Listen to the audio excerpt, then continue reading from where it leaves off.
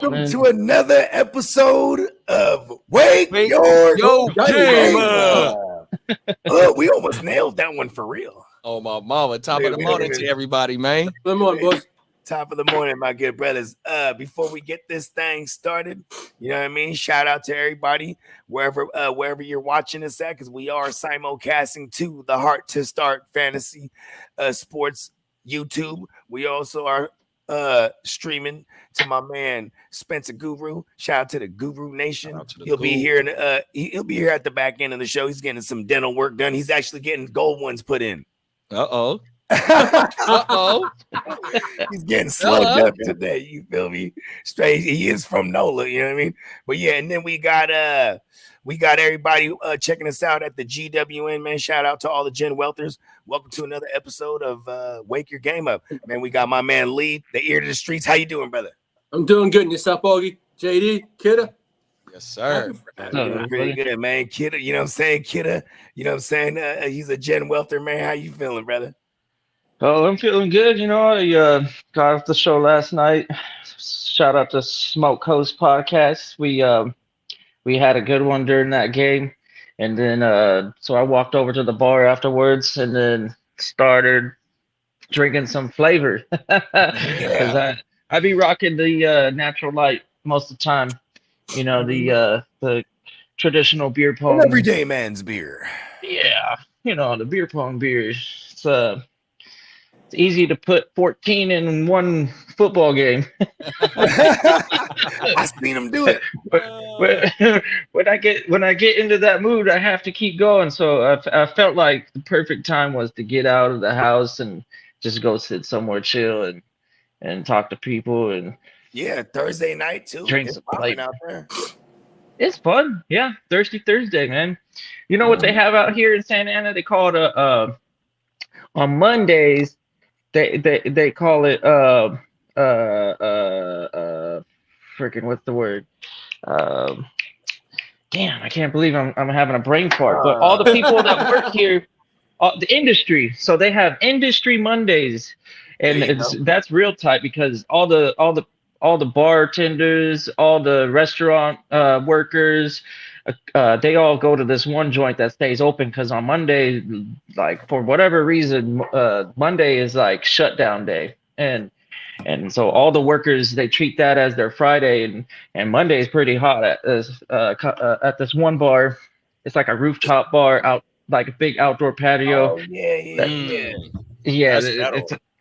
It's actually pretty thick, but Thursdays is a good one. Friday, Saturday night, of course. It's always something going on where I live. That's what's up, the man. Mix right there, bro. That's what's up. That rooftop vibe, man, is the shit right there, bro. Especially if you catch it when the sun going down, or you know it's when it's already down and the temperature starting to drop down, bro, and you just outside, man, feeling the vibes, man. That shit go crazy, bro. That's what's up. We groove in the Santa Ana, and we plan to make a hella fire, hella money. Talk about it. It's funny. Top of the morning, gang. What up, gang? We got Kojo in the building. What's we got up, Big Kojo? Derek in the building. Top of the morning, man. 100%. We got Song in the building. Top of the morning, big bro. That's gang right there. What up, Kojo man? got a question though. He said, "I got an update on my trade pursuit for Kyron. I went and remade my whole team. Now I would like to ask what should I offer?" And then his team is Hurts, Debo, Cooper, CMC, King Henry, Kelsey, Barkley, and Amari Cooper. How should he go about attaining Kyron Williams? This isn't a 16-team league, too. Yep. Exactly. This is a 16-team league? He's murdering, bro. Oh, shit. I mean, and it's funny because I'm not even in this league, but our man Lee is. He's trying to steal Kyron from me. Yeah. Oh shit, we got some insight right now, bro. Like I think if I'm him, I'm trying to, because for the youth aspect, that's how I know you would get it about at a league, because Lee is holding on to Kyron because it's a keeper league and it's some youth aspect there, right?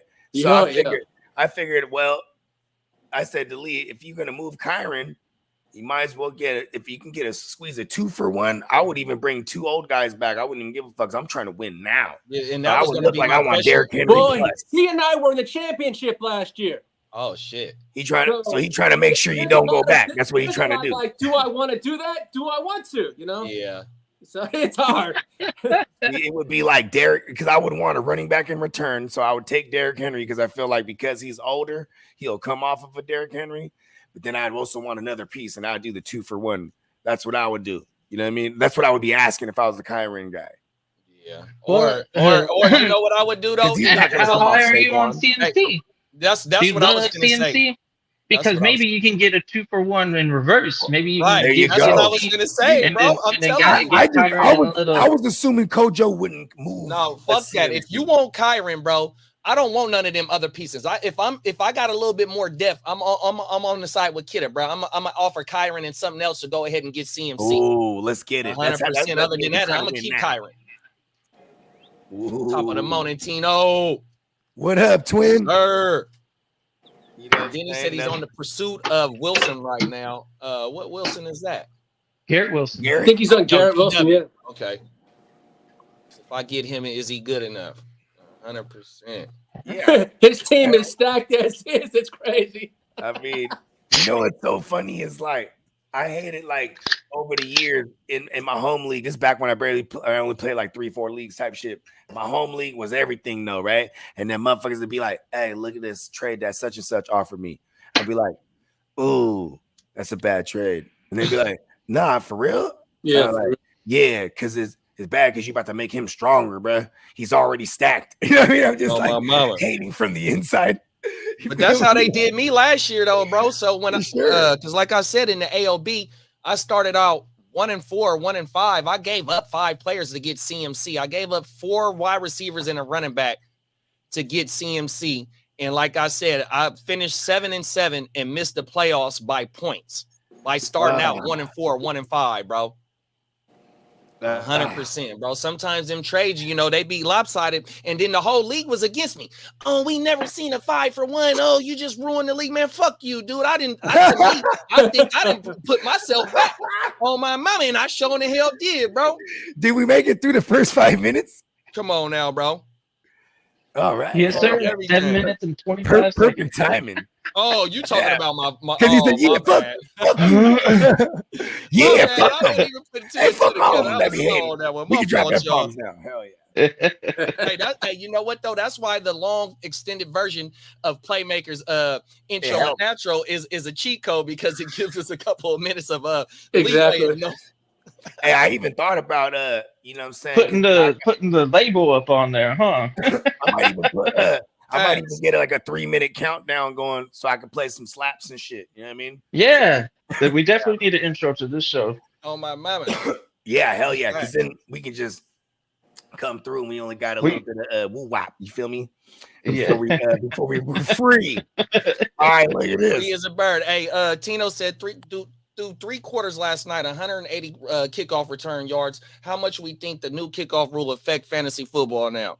That's a damn good question. It depends on how you score, because I think it's every 25 yards instead of every 10. For the return yards, they're like that, yeah. Yeah, that's to me that screams value right there. So if your team uses a starter and they're a returner, they just got pretty damn valuable. But if there's a bench warmer and they're a returner and like a little side piece, whatever, like. Or like, if you got a cornerback or a safety that happens to also return the ball, that's great. Yeah, for the IDP leagues. Yeah, so one of my favorite we get 1 for every 10 on the return. So one of my favorite IDP pickups in the offseason was Keyshawn Nixon for the Packers. That was a good Keyshawn, he ran a return back, I think, in the Dallas game. Yeah. And it was a kickoff return, but he also, I think he got a pick in that game too, bruh. On everything. Ooh. Keyshawn Nixon is somebody that is a damn good pickup, bro. I am not a crook. Come on now. Shout out to Peacock in the building. Yeah, man. That's a perfect segue to our shouting out our sponsor, neonpeacockmerch.com. Got it right. You know what I'm saying? We got the fresh strip. I have to order this week so I can get it on time for Vegas. And I was kind of idling by because I was shooting him a bunch of ideas, and I was like, yeah, because you know what I mean. So I can order a bundle. You feel me? But I'm excited to order. You know what I mean? We got all kind of GWN stuff. We got all kind of as Peacock coined it, the punny joints, right? You know what I'm saying? I love those shirts. Those are my favorites. We got the nickname Hall of Fame. You know what I'm saying? Hey, if you want to get you some Bogey in the Matrix bed sheets, you can go ahead and get it. You know what I mean? We got it all over there. Visit Neon Peacock merch. I gotta get me one with a newspaper and a cell phone in it, man. Oh, my mama. You know, facts. Stay connected to the streets, man. Old school and new school. He said with the paper. Oh, I want him to have like a big ass giant ear too, like both from Dumbo ears. Oh, my mama. Hey, you know what? At my 9 to 5, I started my 9 to 5 at 18 years old, right? And so when I would go into work, that's all the old OGs would be doing, man. They had a coffee, they had a paper, bruh. We'll sit there for a good 30, 45 minutes while they read their paper. And then it's on our way out to work, bro. That's crazy. Think about it too. Probably for several years. I mean, people do the same thing. They're just looking at the phone now, right? Because for several years, you know what I'm saying? That's part of the routine. Wake up in the morning, go to the door, or the fucking, then maybe you're mad at goddamn kid because it's on the fucking driveway, not the door. And you're like, gotta go out there, boom, get the paper. You know what I mean? Yep, I had a paper subscription. You know what I mean? I wake up in the morning, give me the funnies. I'd be like, give me the funnies, give me the funnies. You know what I'm saying? Read the fucking what's the dude? The cat and the little cat in the hat. Oh, Heathcliff. It was the little cat dude. And then there was a little blonde kid. They had a little comic. Yeah, Heathcliff. Heathcliff. Oh, yeah, that was in the comic strips. Was it Heathcliff? Yeah, Heathcliff was the shit. Garfield was the shit. You know what I mean? Oh, my mama. Shout out to Sean Maloney, man. He up in the chat. We got Marco from the future up in the chat. Top of the morning. What up, Marco? From Z Future. Long time. Yeah, it's popping up in this motherfucker, man. Shout out to the chat for keeping us going, man. 100%. Like Spencer said, man, if it wasn't for y'all, man, we wouldn't be doing this shit, man. Hey, for real, though. You know 100%. What I mean? Mike Tomlin, ACC wilding with the kick return thing, though. Here's the thing. Elijah Moore evaluated for concussion. My mama. Got the dizzies. Calvin and Hobbs. Give me money. No, them is facts.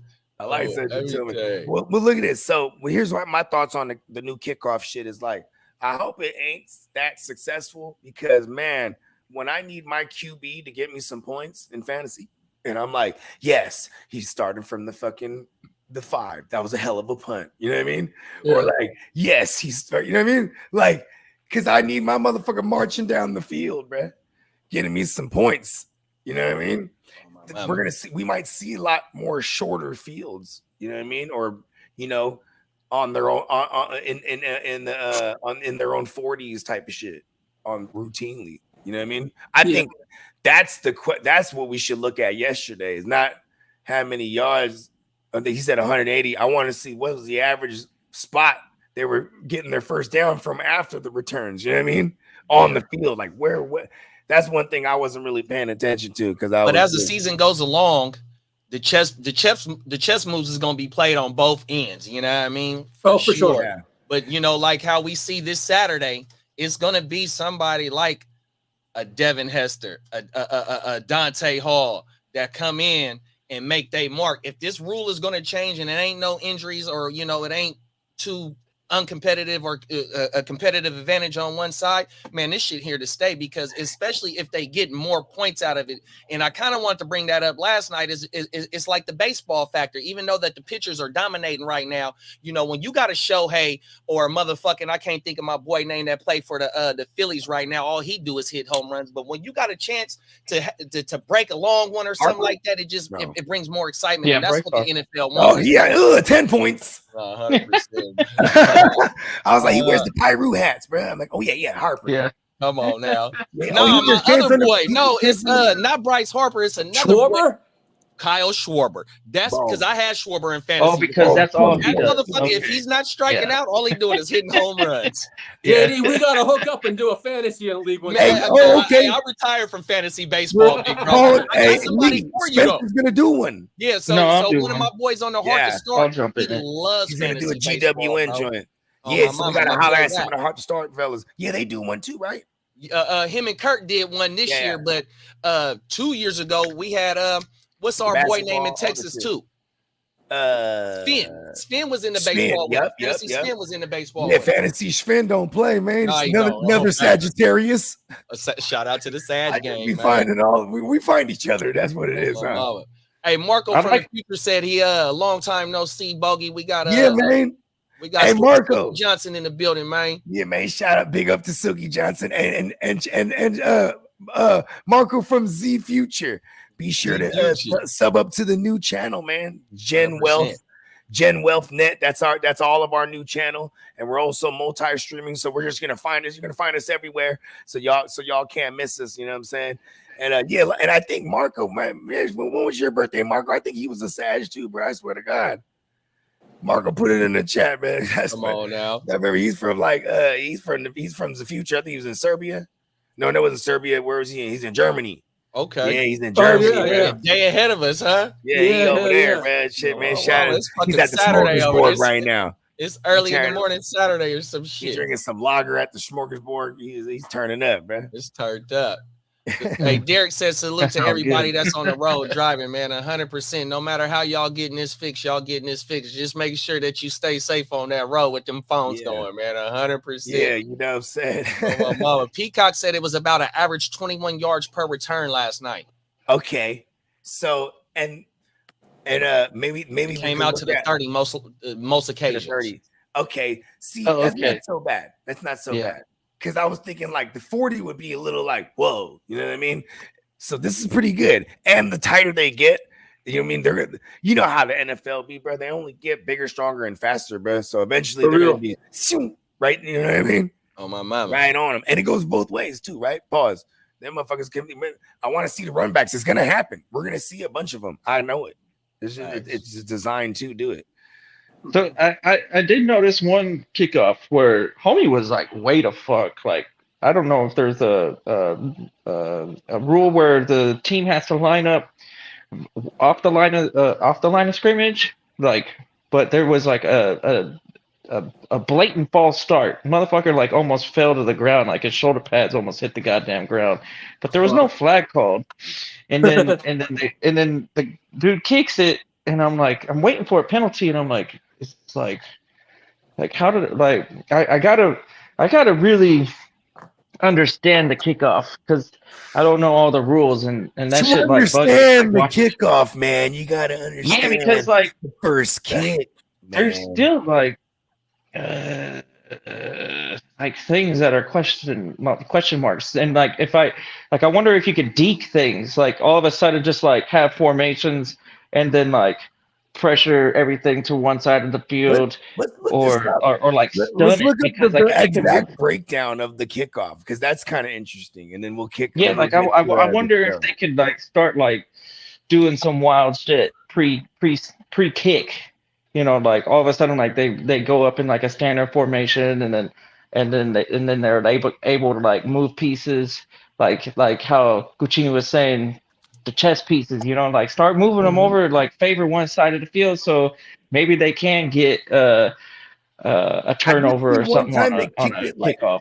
They kicked it like out of. They were like kicking towards the sideline. All those little kicks that we practiced in high school that they don't really do in the NFL. Like I wonder if all those are going to become relevant. Like the Johnny Hecker watermelon kick. Yeah, just like a little, like instead of kicking it as far as you can, just kind of like put it up to where like you're actually not giving it to the returner. You're like giving it to. Kick? They hold the ball like this, then he kicks it so it's spinning like this. It lands, it spins in place. It should stop. Yeah, it should stop. You know if it does that. Yeah. Yeah, and Johnny Hecker, he was with the Rams that one year they won the Super Bowl. I remember Pat McAfee making a whole big deal about it. He's like, "Look at this kick." He's like, "They needed to pin him back," and then you know the ball lands like on the 5 and it just spins into like the 1 and just stops. You know what I mean? Like spins in place. It's freaking awesome. Wow. Yeah. I was trying to find a rule for that shit. Hey, Marco said, yeah, he in Germany, but it's 1,800 hours for him right now, so it ain't Saturday. Yeah. Oh, every day. You know what I mean? He's getting turned up right now with the He's beers. got the smokers, bro. You feel me? It goes down. Every day. Go Marco. Go Marco. Good to hear from you, Marco. You know what I'm saying? 100%. Yeah, check out your old pal Bogey. That's our new joint, the GEN Wealth Net. You know what I'm saying?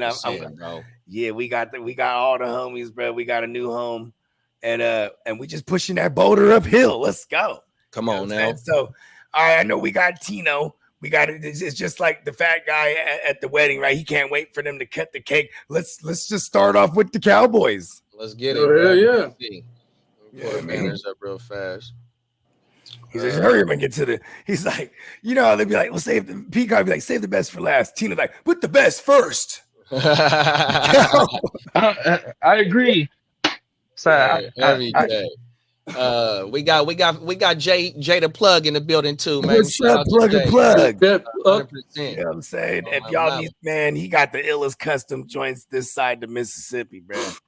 That boy be killing it, man. And man, some of our favorites out there on the field, man, be rocking his joints ever since they passed that rule where they can wear their own joints. Shout out to Greasy Breezy, man. He definitely is a proud client of L Plugger.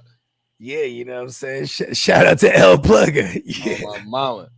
It's facts, bro. We got Guru Nation in the building, man. 100%. What's up, Marco? What's up, man? Guru? Mama. 100%. The first question is the first topic of this morning is with Dak and the Cowboys working on a new deal. Is he worth $60 million per season? Ooh. Not my money. I know, right? You know what's crazy is I will say he's worth it solely based on, like, I mean, ever since he was a rookie, bro, he's, you know what I mean? Like that rookie year, they were number 2 seed. Yeah. They had a bye week. Yeah, they were one and done. You know what I mean? Anyway, but I'm just saying, like, and he routinely has them, as long as he's healthy, he has them in the mix and in the conversation. So I would say, and that would obviously reset the market. And I'd say he's worth it just because look at the landscape of QBs too. It's like you almost have to pay him to keep him there. You know what I mean? Yeah, for the Cowboys, who are they getting? For the Cowboys' sake, exactly. Yeah. And I mean, and then I would go off of, I mean, he's, what is it, 3 straight years, 12 plus wins. Jordan Love just was the last one to sign. And what he signed for, 55 annually? Yeah. So yeah, he and Jordan Love, it was a half a game season, you know what I mean, that we seen, and he got paid off of that. Two of his first in and out the lineup last year, he was all 17, right? And the year before that, that's when he was throwing up gang signs from the concussions, even though, you know, they invested in their quarterback, T-Law, whether you like it or not, long-haired T-Law or completely bald Michael Jordan T-Law, whether you like it or not, he got paid 100%. No, facts. Hey, Herbert got paid. So the answer is for sure that you have to pay Dak. Whether the Dallas is going to do it or not, somebody going to get that boy that money to come in. Exactly.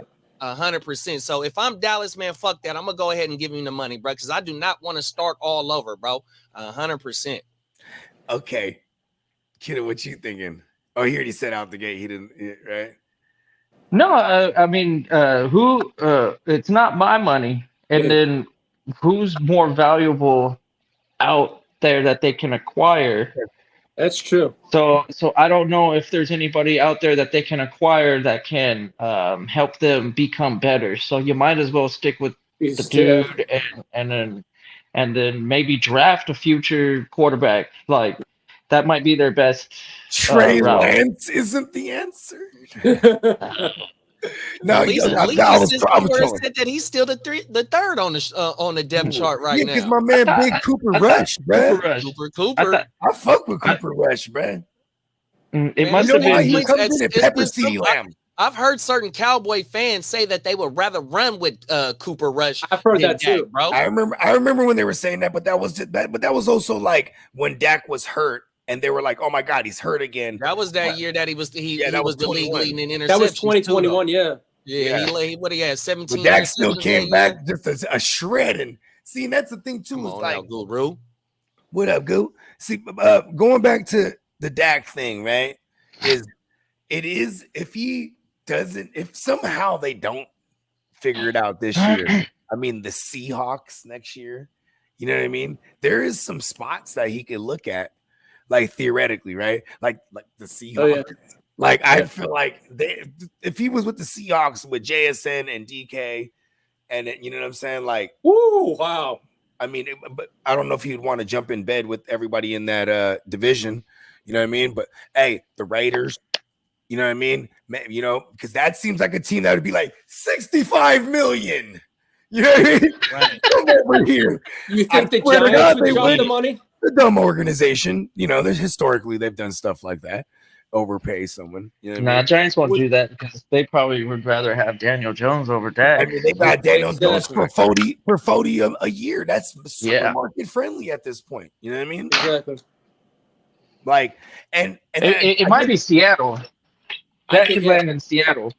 That's a good move. That's a good move. I wouldn't be mad at that.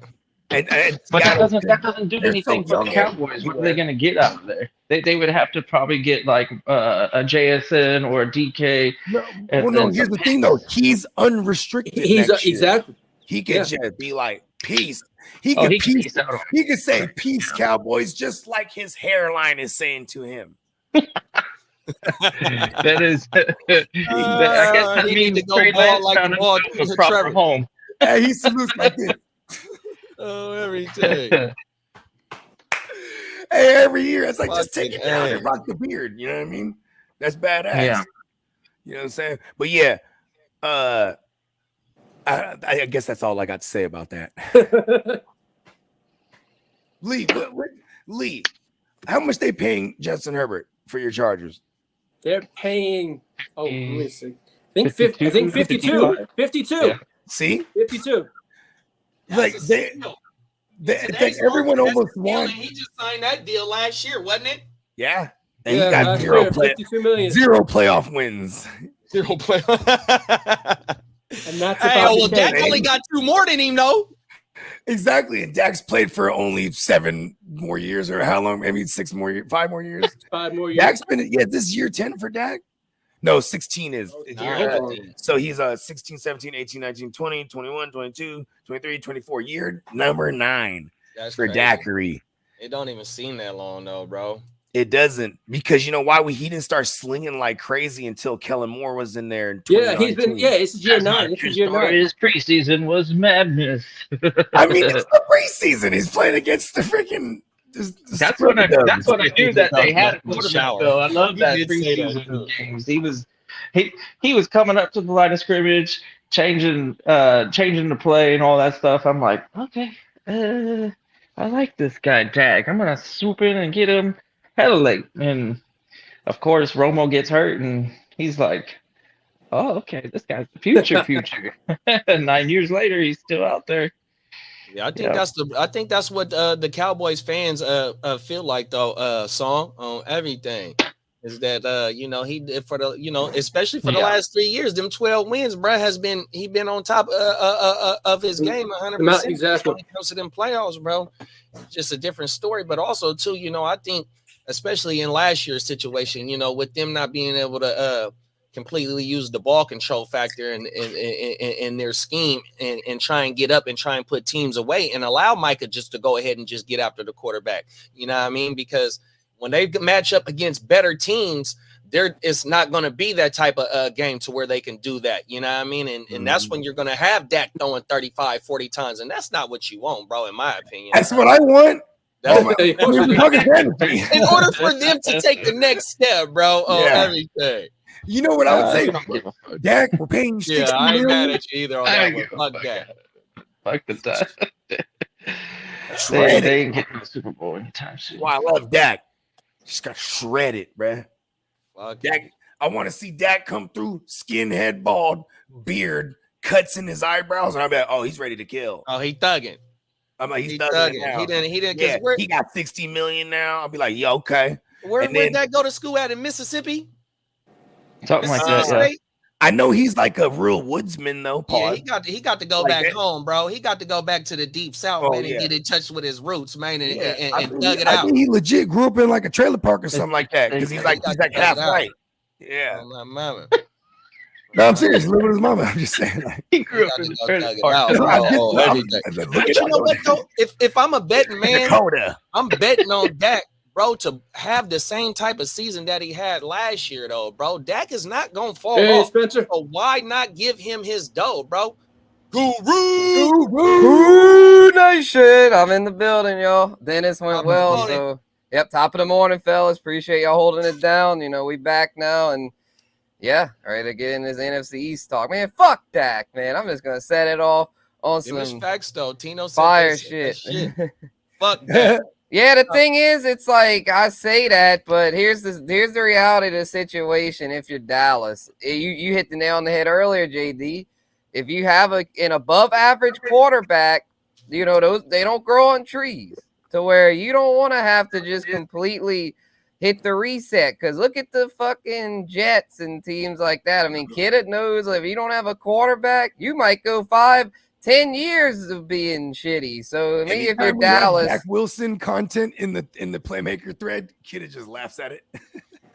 right? Yeah, because it's just like, I mean, the dude's a joke, and it just goes to show how hard it is, challenging it is to develop a quarterback, and they've developed Dak to where is he Tom Brady or Patty Mahomes? No, but can he do like what Joe Flacco did and get a ring? I think it's possible if he's got the right support. So to me, they should just ride it out with Dak. He's not a top 5, but he's definitely a top 10 quarterback in the NFL. And to me, if you have a top 10, what up, Iffy? To me, if you have a top 10 QB in the NFL, man, you just got to ride that out and build around that man. I mean, you got to pay him and CD Lamb. Uncle Jerry has got to stop living in the 90s and pay his best players, which I think he will. I don't think he's that stupid. I mean, you know, the key part that you said that I took out of that, bro, is they fucking developed him. He was a fucking 4th round pick, bro. Right. He developed and he took another one of your fire, bro. And he took another one of their star quarterbacks' job. Tony Romo, when Tony Romo got the job, he was that other quarterback after Aikman, bro, because you had Quincy Carter, you had Drew Henson, you had Drew Bledsoe, you had all types of quarterbacks. Yeah, they went through the ringer with trying to find a quarterback. They had Sean Payton over there when you all had Bledsoe, huh? Oh, my mama. Look at all many quarterbacks that you were searching for. Now you got your quarterback that represents that star and you want to play with his money, bro? What kind of bull crap is that? Yeah, I think it's one of them things where, yeah, Uncle Jerry's used to things being like the 90s. You got to negotiate. You got to get the right deal. You know, it's got give and take, you know, negotiation. He's all in says, Dak. That's right, big bro. He says, Dak, come here, Dak. I want to show you something. What is that, Dak? He said, that's the Cowboy star. Exactly, Dak. That's on your helmet. That's why you got sleep train, right? That's what I'm saying, bro. You're sleeping good, right? You endorsed by a sleep number. You know what I'm saying? It's not because of you, Dak. It's because of that star. You know what I mean? And me, Uncle Jerry, your pal, Uncle Jerry. I'll take care of you, Dak. I'll take care of you. But I want to reset the market, Mr. Jones. Dak, listen, Dak, don't let me reset the market. The market will take care of itself. I'll take care of you, Dak. He was second in QBR rating, so come on, man. Let's just keep the guy because there's nobody out there that's going to improve the team, like I was saying, and then move on. I mean, the thing is with Uncle Jerry, it doesn't even have to be a long term. It's like what are we doing? Contracts of 3 or 4 years with quarterbacks right now? Fucking yeah. The thing with Uncle Jerry, it's like he tries to not pay people. He tries to pull the wool over their eyes, but the guys are not stupid. They end up getting their bags at the end. What it is, I wonder if Prescott is even if he's even harassing him about that 60. Maybe he just wants to be like 57. You know. Whatever it is, just get it done so your fan base can stop crying about it. I think the thing with Uncle Jerry, though, here's another thing with Uncle Jerry. Uncle Jerry loved being in the headlines, and so I think he might be stalling this on purpose to get people talking. Oh my God, CD's not signed. Oh my God, Dak's not signed. And you know how Uncle Jerry is. He loves hearing himself in the headlines. Oh yeah, he needs. You know what else? I like what Tino said. He said something about Zeke still looking for the bag, but remember how Zeke held out and he was in Cabo, but yet after Zeke got that bag, he would have one good season and everything else it just started trailing down. And so that's the thing. Zeke forced Uncle Jerry hand, but yet it kind of fucked him in the long run because he ended up cutting Zeke, which Zeke should have never been cut. Ended up trading away Amari Cooper to Pooper Scooper for contract that he had as well. Yeah, that was a bad trade. I forgot about that. Man, he could have kept Cooper with CD. Man, that hurts that they lost Cooper. Well, that but that was one of the reasons to go ahead and move on from Amari is because CD is completely the opposite of the Pooper Scooper. 100%, bro. Yeah, because the Pooper Scooper, he's soft, bro. He's like baby poo. You know what I mean? The Pooper Scooper went twice for 5th round picks. So I think Uncle Jerry got him for like a 4th or 5th round pick. And then when he went to the Browns, it was a low ass compensatory pick or something like that. Every time he gets shipped out, he gets shipped out for a low pick. Yeah, he's such a great route runner though, to where it's one of those things. He's just soft at the line. He's not quite physical enough. Yeah, because the thing with him, it's like he either blows up. It's like he either can't cover him, but if you can like get in his head and get physical with him early, then he just crumbles and can't do anything the whole rest of the game. It seems like he's so boom or bust on a per game basis. On every day. Yeah, for sure. But if he gets volume, and see, that's the thing too. That's why we loved it with Joe Flacco when we're speaking for Amari Cooper. But going back to CD Lamb, right, and the Cowboys. So I'm gonna go ahead and segue to the next joint. Yeah, I mean the next burning question.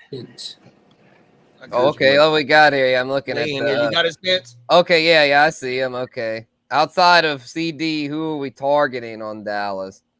I'm saying Ferguson would be my number one after Lamb. I like it. I agree with that. Yeah, Fergie's really the only Cowboy I'm targeting, and maybe Dak if he goes late enough. Because I mean, CD, it's like either get him with the early first, or you don't get him at all. There's really no other receivers I like over there. I got a couple shares of Brandon Cooks. I was hoping for that consistency of that 1,000 yards last year, but just to have Brandon Cooks as a flyer on everything, because this is his second year in that system, 100%. I don't think he fell off too bad, and I think he is the number 2 wide receiver for sure. What they're looking for is either for Jalen Tolbert, you got fucking Flournoy, whatever brand name Brooks. is. Yeah, Ryan Flournoy, a rookie. Then Flournoy. There you go. The sophomore, Jalen Brooks, I think is his name. Yeah, something like that. And then Jalen Tolbert.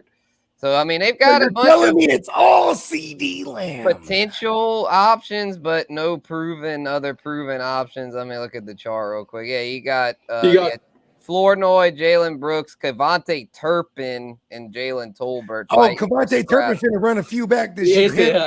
He's a special teams guy. Yeah, he's not the one you want.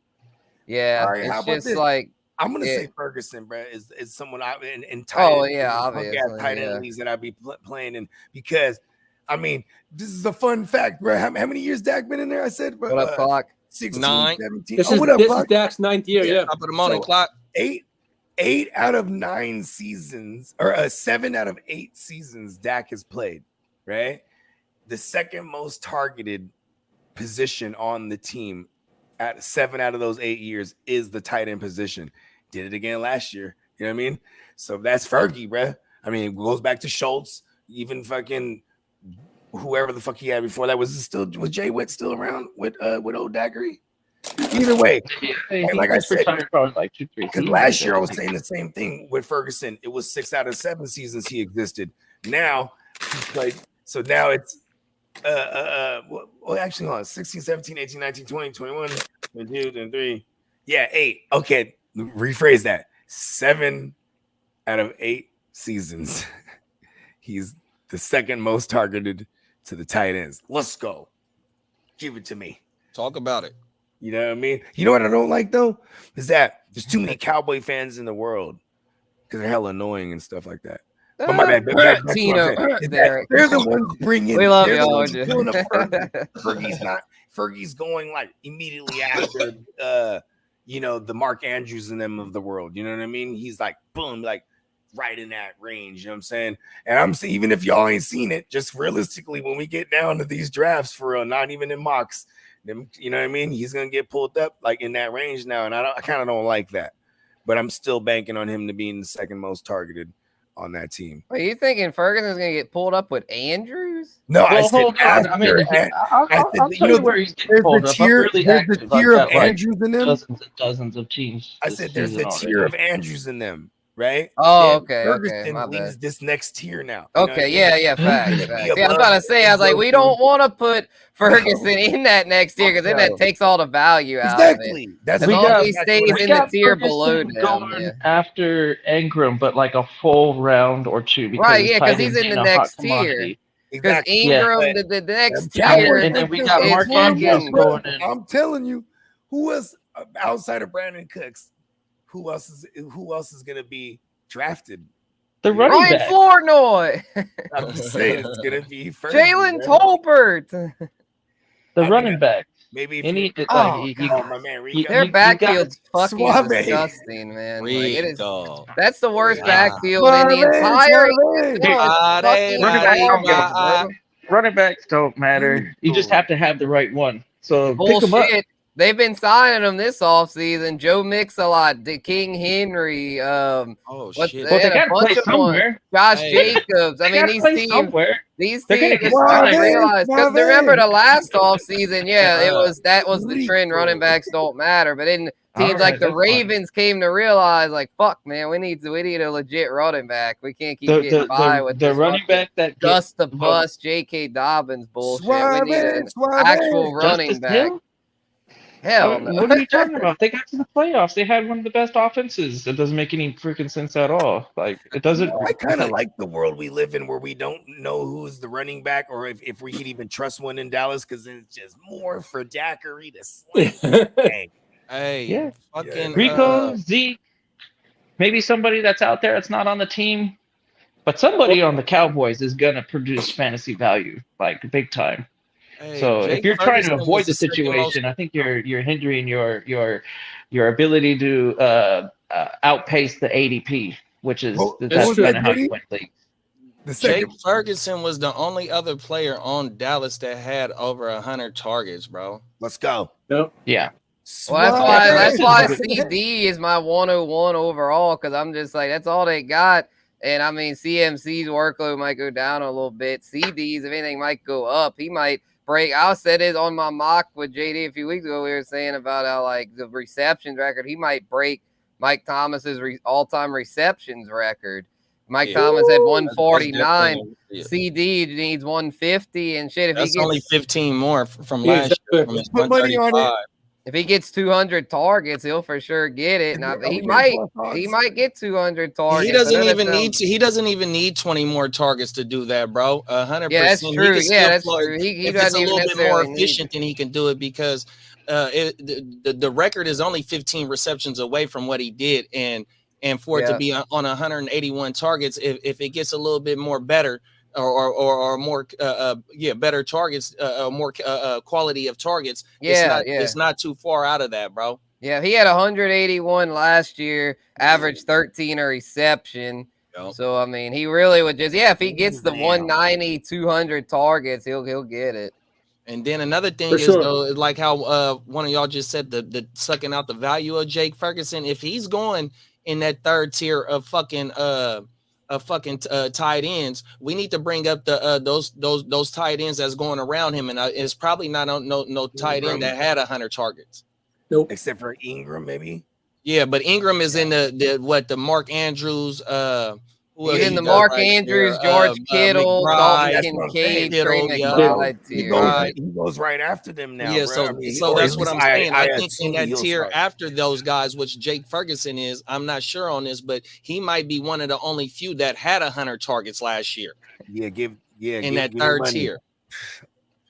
Okay, let's stop talking about Ferguson. So no one. Yeah, fuck the Cowboys. Let's move on no one to the else. fucking. I want all the late Ferguson. The fucking Giants. Let's move Everyone on to stay our away next. from him. Our next burning question about the Giants. Let's I'm tired of the fucking boys. Let's move. You catch up on the comments. Fuck the boy. Fuck the boy. I'm already tired of him. Let's move on to my boy from LSU, Malik Neighbors and the New York Giants, y'all. What's the ceiling for Malik Neighbors as a rookie? Top 5 wide receiver. Yeah. Ooh. Set it off. Set it off. Talk about it. Set it off. I mean, we talk about how CeeDee Lamb is that dude in Dallas. Well, Neighbors could be like the same thing for New York. And if they're going to be playing down all the time, they're going to have to throw the ball. So the targets is going to be there. We know that. And we got Darius Slayton, we got Jalen Hyatt, Wan'Dale Robinson. Those are nice pieces, but I think Neighbors is like that tier that like kind of like solidifies himself as, oh, okay, that's the number one route. And then if it's not there, like still throw it. But if it's like, oh, there's like 3 guys on him, then you can progress to the number 2 route, number 3 route. But yeah, I see big things out of Neighbors. It's a rookie season. So I think I have to temper my expectations a little bit, but we're talking about season, and I do definitely see a top 5 wide receiver in that guy. Yeah. Yeah, I'm kind of mad that Derek got him in the Gen Wealth. I was like, man, I was kind of hoping to get Neighbors, but I got Olave and Waddle instead in that 2nd, 3rd round deal. But it's one of those things. I mean, it's like, it's there, but I mean, there's a lot of good receivers, and I will admit though that like Neighbors, like if everything breaks right, but the thing though, as a rookie, why I'm not really feeling Neighbors like as a WR1 is because like there's just with Daniel Jones, it's always been low pass volume. When has Daniel Jones ever, even in the year he was really good, it was just efficiency and rushing. Daniel Jones has never been tugs. That's what I'm saying. Daniel Jones, I don't think is capable of being a high volume passer. There's my pick. Daniel Jones is going to have 15 passing tugs, all to Neighbors. Ceiling. Well, Daniel Jones has never had a wide receiver like Neighbors either. That's a good point, Lee. That's a good point. He doesn't have a running back like he has with when he had Saquon. And they have 0 run. Saquon run game, throwing it. I mean, hopefully it happens. I mean, I'd be all for it. The thing with Malik Neighbors, though, it's like, I mean, yes, he is him, like Derek's saying, and that's the issue as far as ADP wise. He seems to be going up in the range of like a Waddle and a Devontae Smith, and I'm just not comfortable taking him above those guys because even though those guys are the number 2s on their respective offenses, they have established themselves as very reliable options, and both those offenses are a lot more high-powered than the freaking Giants. So it's like I'm just to the point to where I like Neighbors for sure, but it's just like he's going too high in these Neighbors is on the block and nice guys. You know what though, bro? If Slayton can command 79 targets and 50 receptions for 770, and that's damn near like his floor for the last couple years, you know what I mean? Yeah. With the addition to Neighbors in that system, and Neighbors being an explosive receiver. And the fucking 1st round receivers saying that he's compared, some of them fucking analysts had him over MH3, or MH Junior, excuse me. And if you get a healthy fucking Danny Dumbass, in which they didn't have last year, they all went all the way to the kid from New York or New Jersey. Forget about it. Forget about it. On my mama, and with Slayton, even though Slayton, was I think it says he's the 36th receiver. You know what I mean? That type of finish, even though, that's not a great fantasy production as a receiver, but with the way that Neighbors his talent is, bro, he might be able to jump up into a top 24 receiver this year or even higher, bro, on everything for sure. Yeah, he's an elite talent. I got him WR23. So right now I got him in the range of like the tier, I'd say, with like DJ Moore, Mike Evans, Jalen Waddle, Stephon Diggs, Debo, Cooper Kupp, Devontae Smith, and DK. Yeah, 100%. And with Debo being there, and Debo had 2 years of Stephon Diggs.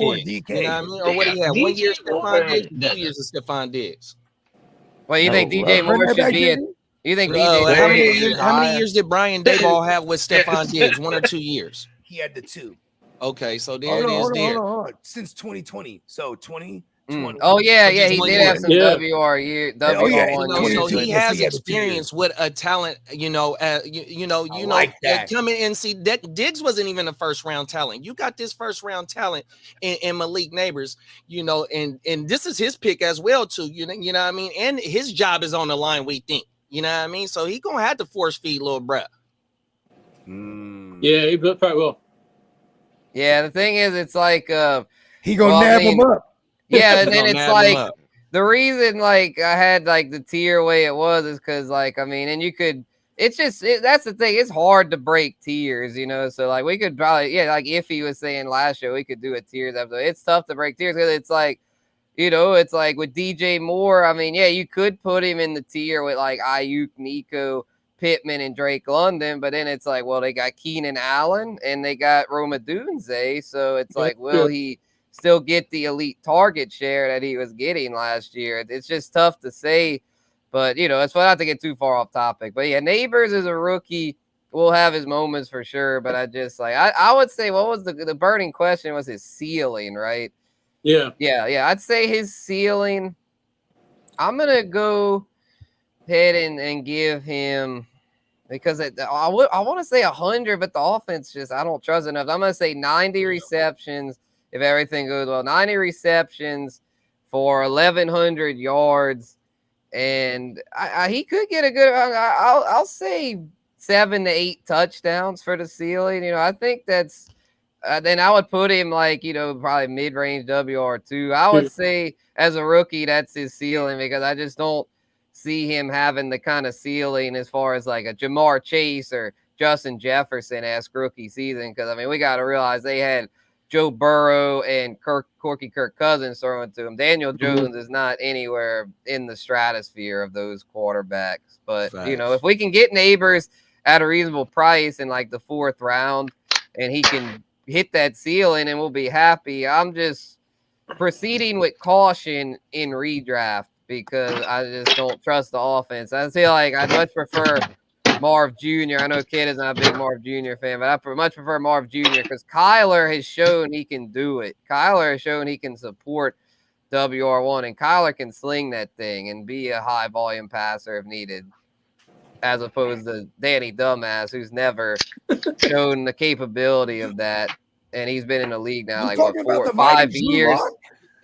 And actually, that's a good point, Bogey. The mighty Drew Lock would actually probably help Malik Neighbors. So hopefully they bench. Well, yeah, I mean he's not in real life, but for fantasy, claim is that his name sounds kind of like Andrew Luck. For fantasy, it's like true. For fantasy, it might have, but again, no, it's not one of those things. And I'm gonna just leave it at that. I'm gonna stand on that for the ceiling for Malik, even if it's Drew, because Drew Lock, you're right, Bogey. Drew Lock ain't no better than Danny Dumbass. I mean, okay, if he can get 1,100 with if that's a 90 for 1,100 and 7 to 8 tugs. Listen, I'm going ceiling, right? So I'm gonna say 90 for like 1,100 and all of Danny Dumbass's 12 passing touchdowns. So you just say a little more tugs. Okay. Just all of them. None for Juan apostrophe Dale. Apostrophe Dale every day. Drew Lock will throw up to them. You know what I mean? Danny Dumbass only throws them 12 games. When it's someone else, they take him out and put Drew Lock in. That's Danny Dumbass starts for 12 games because he gets hurt somewhere along the way. Bro, his legs are so fast, bro. But he's also coming off the knee injury. Run right off his bones. You know what I mean?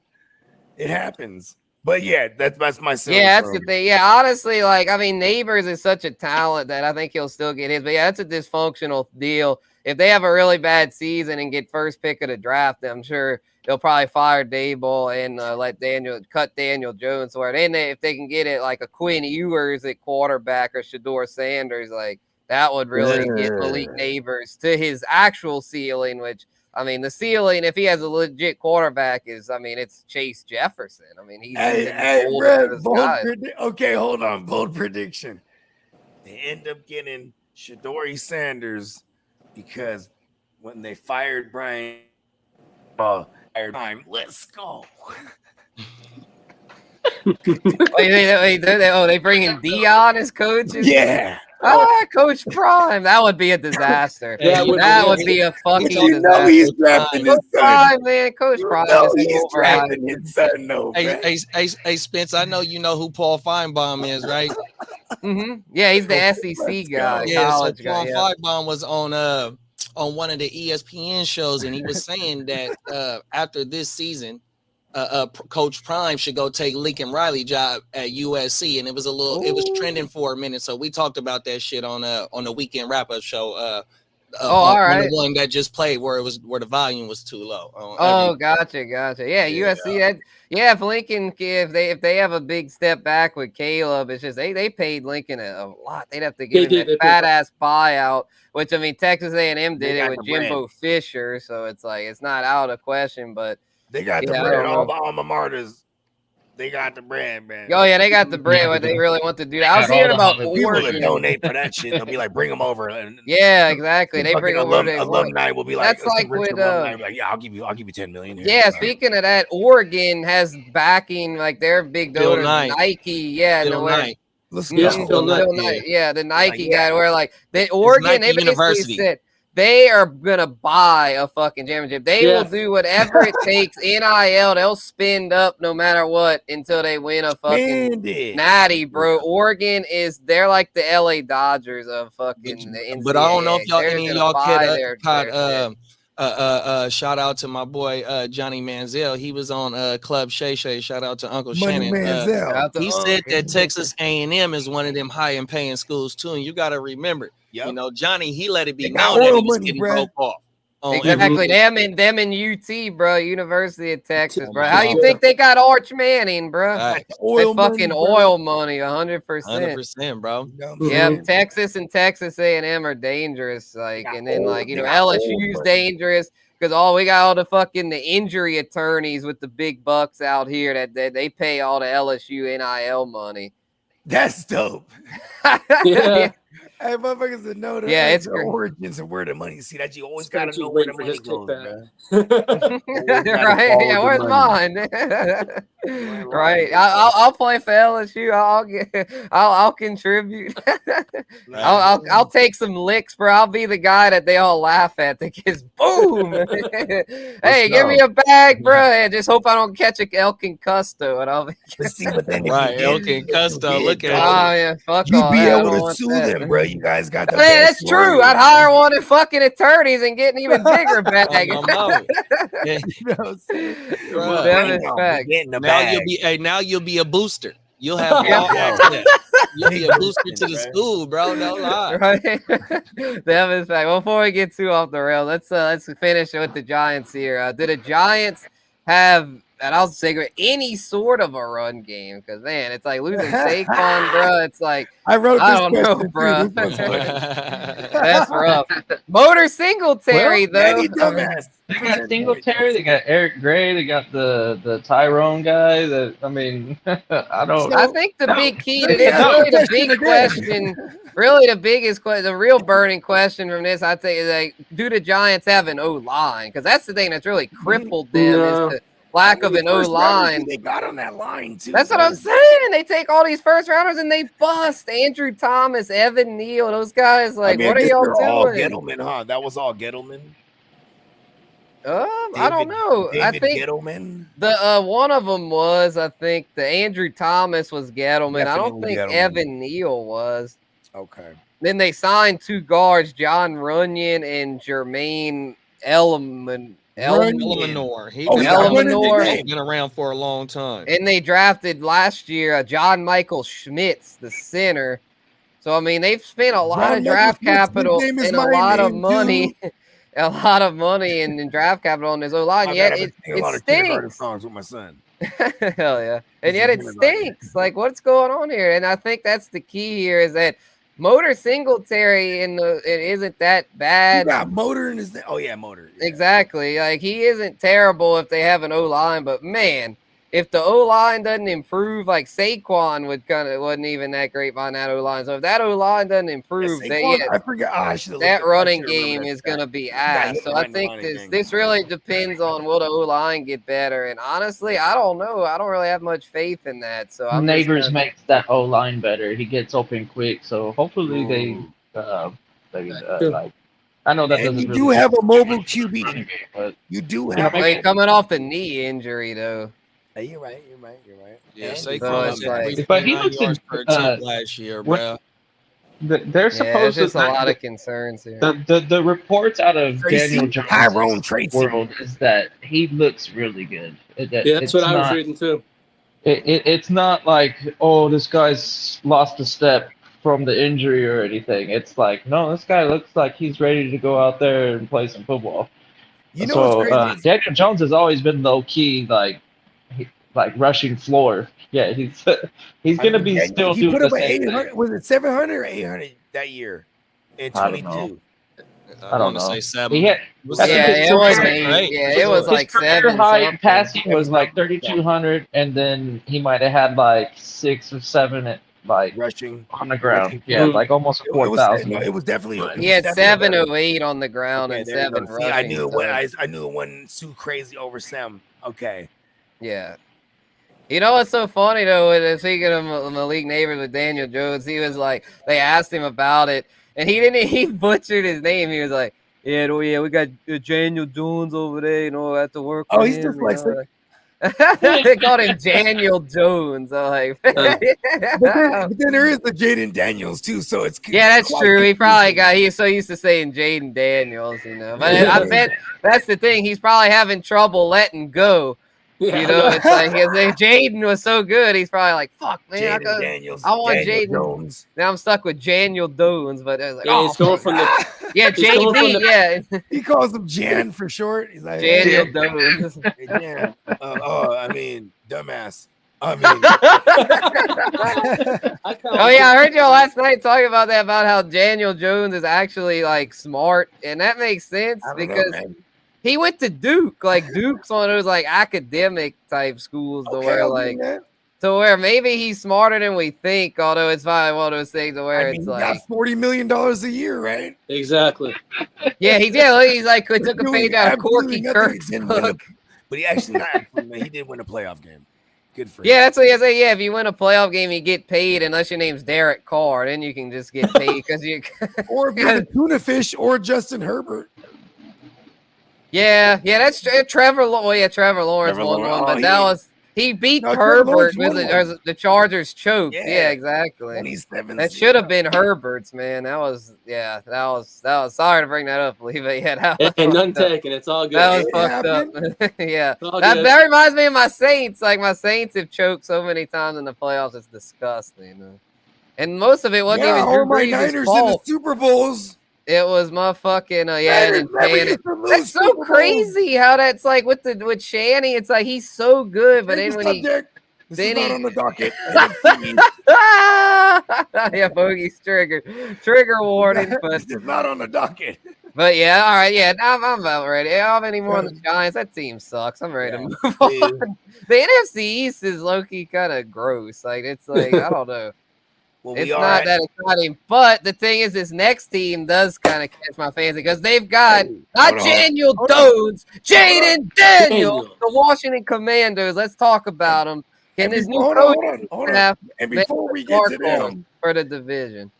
Now that we're please no more Giants. Please no more Giants. Please no more. Now that we're at the halfway point, we want to shout out our sponsor. Oh yeah, Peacock's point. PeacockMerch.com.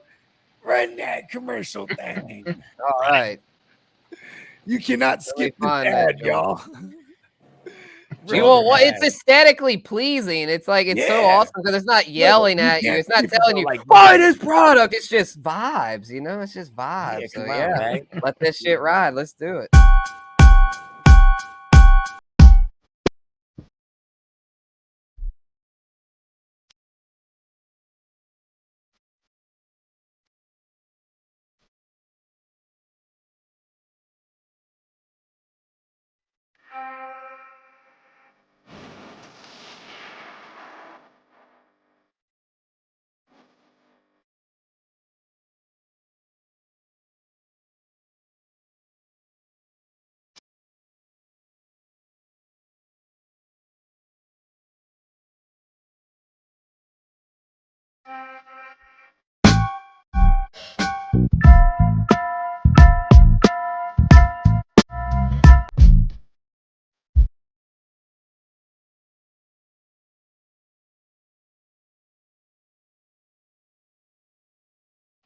Yes, sir. Shout out to Peacock. Caca. Yeah.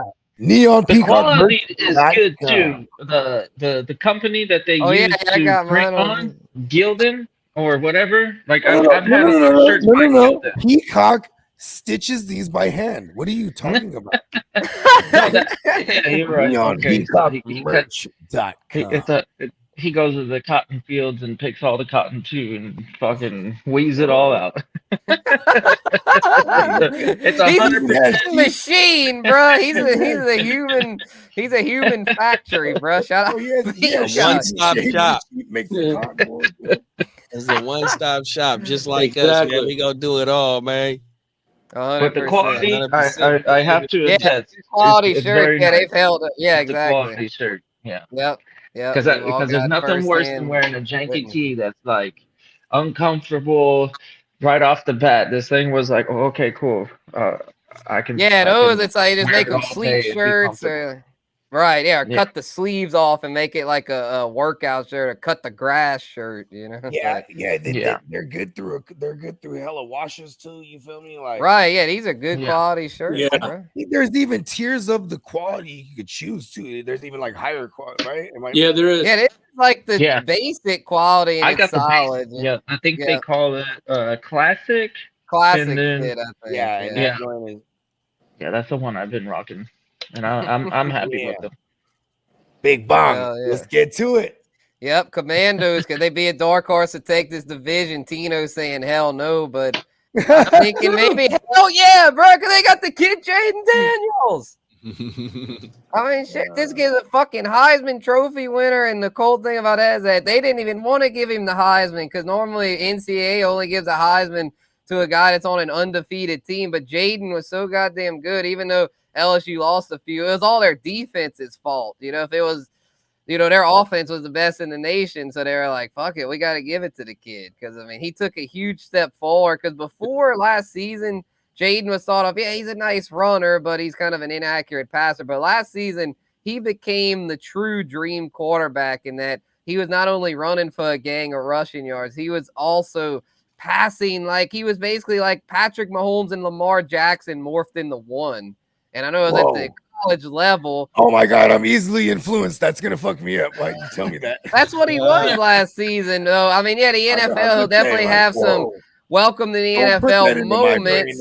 So for redraft, you know, might want to pump the brakes. But for dynasty, bro, it's like, whew, man, this kid could end up being like very special. But I think the thing with the new, and I'm glad the burning question includes a new coaching staff because Jaden's going to need the defense, you know, like last year. I mean, it didn't matter what he did. LSU's defense was so bad they couldn't hang with like Alabama and Georgia. So the key is, can Dan Quinn get this defense right? Because if they don't get the defense right, I mean, they're going to be in the cellar again. So, well, and that's the only thing that he has to worry about is the defense with having Cliff over there. So that's a plus for him to not have to worry about too much of the oversight of the offense. You know, he can just worry about that defense, focus on that defense, and then have the overall authority when it comes to, you know, timeouts, all the little bullshit, all the intricates that become a head coach. And what is this, his second go around as a head coach too?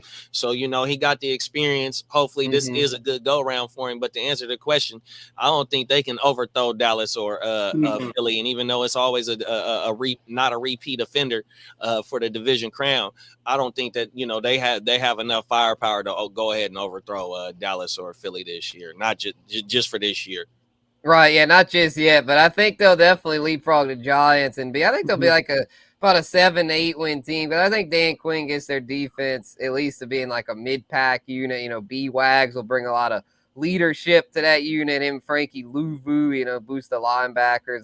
The big key though is going to be, the big key though is going to be the secondary. It's like the secondary is what really fucked them up last year. Their secondary, Yeah, was and like, they got rid of Cameron Curl too, so that doesn't help them at all. Yep, Derek Forrest Gump coming off injury, so it's Yeah. like, man, that I fuck with secondary. Derek Forrest Gump though. That's secondary. They brought in Jeremy Chin, and then Forrest Gump should be back. I like that a lot. Then the cornerbacks, though, Benjamin St. Just is their number one corner. And then Mike, you know what, though? He's low key though. Yeah, he developed. He actually became somewhat okay. He's gonna be a fourth year guy, right? Yeah. Then opposite him, there's the rookie, the one they drafted in the second round, Mike Sanastril, and then Mike Davis from the Chargers. But I mean, he ain't very good. So it's I don't know, man. I think they're gonna have a lot of the same issues. They'll definitely be better. With Dan Quinn, but they're going to still have a lot of same problems where, if I'm being 100% real, I mean, I was talking shit earlier with saying they're going to win it with the kid Jaden. If I'm being 100% brutally honest, they ain't winning this shit. No.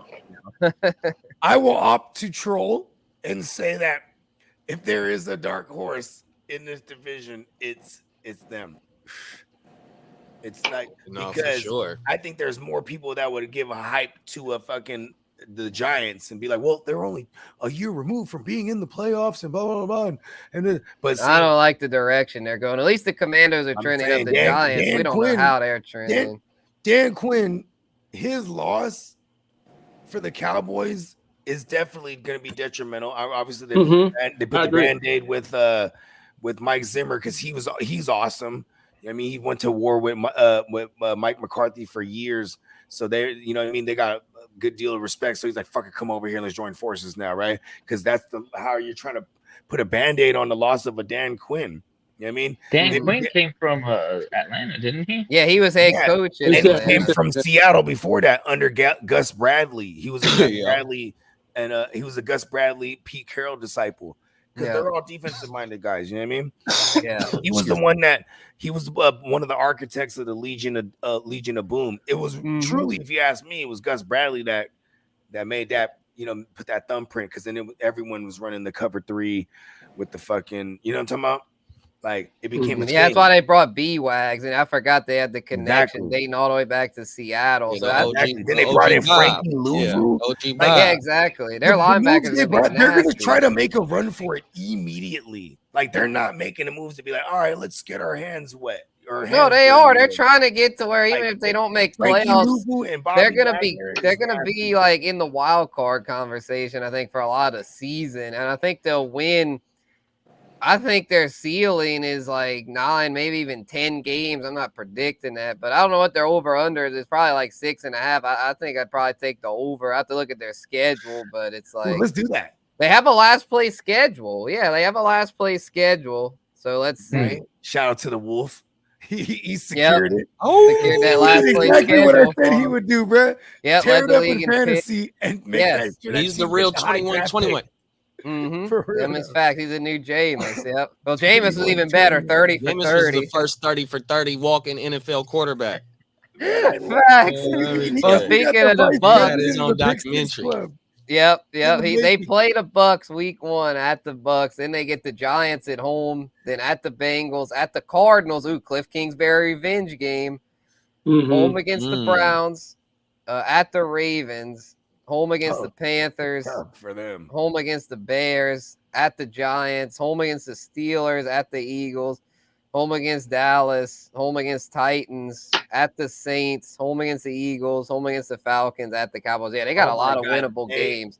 Yeah, I think they win at least 7, bro. It's still brutal as fuck on paper, though, man. Well, yeah, because the NFL's brutal as fuck. There's really no weak links in the NFL. Other than the fucking I was like, maybe the Panthers, but I mean Dave Canales, bro. I mean, Canales, right? Everyone has hope. There's not a single franchise. I remember there was a couple years with the Texans when they the Watson shit went out, where it's like we knew they were gonna suck ass. Like we knew this, but this year there's really no team that we're just like, okay, yeah, we know this team's gonna only win 3 games. I like your 7 right there. I think I could rock with that actually. God damn, Tino, Tino's trolling. He's like, I see 3. No, he's dead ass. He's not playing. He's dead ass. Oh man. We like it. We like it. That's them. That's them. like this That's version them. for fantasy. Silver and blue glasses that he's got on. You're freaking throwing that thing and running and doing it all, bro. Like, ooh, let's go fantasy. All right, yeah, good segue. Fantasy Commandos. Fill in the blank. My favorite player on the Commandos to target is B-Rob. Hell yeah. I'm with you because That value. we might get a baby. We might get not even a baby James Conner. We might get better James Conner out of him because they're just gonna feed this guy, bro. And listen, everyone got the Austin Eckler to take or whatever, or might say, "Oh, what about Austin Eckler?" Like, man, 10 to 12 is a game for that guy, bro. You know what I mean? He's just better Chase Edmonds, bro. It's Cliff Kingsbury. What we seen him in the NFL and his and when he went back to college, like he just likes to feed one guy predominantly, especially in what I've seen from out of the NFL. You know what I mean? Mm-hmm. Yeah, I gotta admit, I mean, I've adjusted my rankings and have moved B-Rob above Eckler because I gotta say the data talks, and I looked at the data and it's just like, yeah, it's like. And Brian Robinson is good too. I mean, he ain't that good. He runs like maybe he'll be better him, though in this offense, because the PTSD on that motherfucker, man. Yeah, didn't he get stabbed or some shit? He got shot in his ass. He got shot. Yeah, he got shot. Yeah, I was like, I need. They said it was Antonio Gibson that did it because he took his job. Remember? That was like a meme or something like that. That's cold, but it was true. Yeah, that's wild. Yeah, because it happened right before the season. It was fucked up timing, but he still played. And the thing with it, you know what B-Rob is? Gotta respect that he came back that same season. Yeah, he did. He did his ass and everything. The thing with him, he's an Alabama guy. He's basically another Najee. So he's a guy we need volume out of him, and with Kingsbury though he could get it. So we just gotta accept though that he's not gonna catch many passes. That's Eckler's role. Eckler's gonna catch the passes. B-Rob, we just gotta accept got his. For PPR. Well, I don't think B-Rob's gonna see as much work as James Conner did, because I don't think they just signed Eckler to ride the pine. I definitely still think. Well, I think Kingsbury with a mobile QB. You are right though. You are right though. With a mobile but QB. in Cliff Kingsbury defense, the year that James Conner was a top 5 running back in PPR, that same season, fucking Chase Edmonds averaged 10.9 fantasy points per game, even though Chase Edmonds probably wasn't going drafted that year. Yeah, that's going to be Austin Eckler. That's going to be Austin Eckler. It's 10 to 12 touches a game. Yep. Facts. That's going to be Austin Eckler, So, yeah, exactly, to where he'll have a role. I mean, it's not going to be very reliable, but it's one of them things where he'll be there. So I'm going to say it gets tricky because he can pass pro. So for hurry up situations, and if you're down there, he'll be on the line.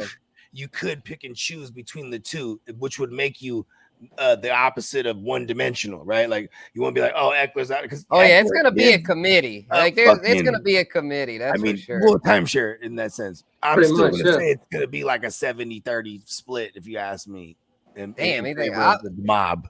Nah, I'm not gonna go that far. I'll go. I was thinking 50-50, but I'm to the point now looking at the data and hearing y'all's points. I know y'all love the mob. I'm gonna say 60-40. But see, I'll give B-Rob at least. I'll give him 60. And that's the thing last year. So the stats that he did last year, even though he missed games, he did that in a timeshare and damn near in a 50-50 already. So that's the thing. Even though if it is going to be a 50-50 this year, he gave you a top fantasy production in certain weeks, and then whatever happened with the offense sputtering out on top of him missing games as well is what they abandoned the run in a lot of those games. But he had big weeks as well too. He had he finished in the top 20 7 weeks that he played last year, bro. Let's go. Yeah, it's like the thing that scares me. Late, though. He didn't have a single 100-yard rushing effort. That concerns me. They abandoned. That's why I'm gonna just throw it out there. It's like Scary Terry's my player to target because he's coming off the board at a respectable value. And what you can get out of him is better production. You can see his production improving with better quarterback play in terms of the passing. He only had 4 touchdowns last year. So if you even double that production with the 8, chip, let's go. we get 8 touchdowns out of Terry McLaurin, maybe an additional because he broke the foul wow again, just barely though. So that's kind of like where our floor is with this guy. He's a commodity to put value into. Like if you play wide receiver, if you play 3 wide receiver positions, he's a nice wide receiver 3. If not, he's a great flex. And then just the production of I like B Rob, but Austin Eckler does kind of scare the value away from B Rob. I don't think you bring in an Eckler and not utilize him like Spencer was saying. But there's really nothing to prevent the passing game to fade McLaurin. So especially if we're thinking about that secondary being ass, right? Like they're gonna have to score a lot of points. They're gonna throw the ball a lot. Exactly. So, Yep. I like the Terry take, but my target, and this is a late in deeper leagues. The one I like, dumbass Leo, Jahan Dotson. I think a lot of people just like forgot about Dotson and just think like, he's trash. But I mean, we gotta think he's a first round pick. And the reason I like him is because Jaden Daniels last season was able to support not 1 but 2 elite receivers. He had not only Malik Neighbors, but Brian Thomas. And if they're having to throw it a gang of times, give me Jahan Dotson in like the 13th, 14th round. And I'm going to double back on that opinion, Spence, because Curtis Samuel is gone. Curtis Samuel is he was the second most targeted receiver on that team last year. Facts. That'll clear up some targets. That opened the door for Jahan Dotson. And Jahan Dotson in his rookie year, he had 7 TDs. 100%, bro. He sure did. Every time it seemed like every game he played, he scored, but he was in and out the lineup in his for the last 2 years. But since C-Sam is gone, bro, 100%, that dude opened the door for Jahan to go ahead and start making his mark. Damn, right. What's our old pal Jahan Dotson's 80? Like, where's he? What's his range? Oh, it's hella late, bro. It's like I said, 13th, 14th round. Yeah, double digits. You can basically get it. Already. He's a thrift store option now, bro. Thrift store. LFC is even I'm more. Gonna pop those tags. I know. We got Luke McCaffrey learning on the job, but I probably would rather have a Luke McCaffrey over Jahan Dotson, especially coming off of the ADP. So the Mr. Irrelevant pick in your fantasy league, because that's probably where you can get yours. LMC. Yeah, get the Luke McCaffrey. Yeah. LMC. Because he's already. I'm not sure what his role is. I think he's a wide receiver 3. I'm sure. The LMC, I like that. Yeah. Like, let me see. It kind of works. It's like a pun. It's like double on target. Hey, if you got CMC and LMC, that could be your team name. That could be your fantasy team name. Oh, my mama, I like that. Know what I mean? And they're on blood teams too. 100%. You already know. LMC is a big slot. He's a 6'2", 200.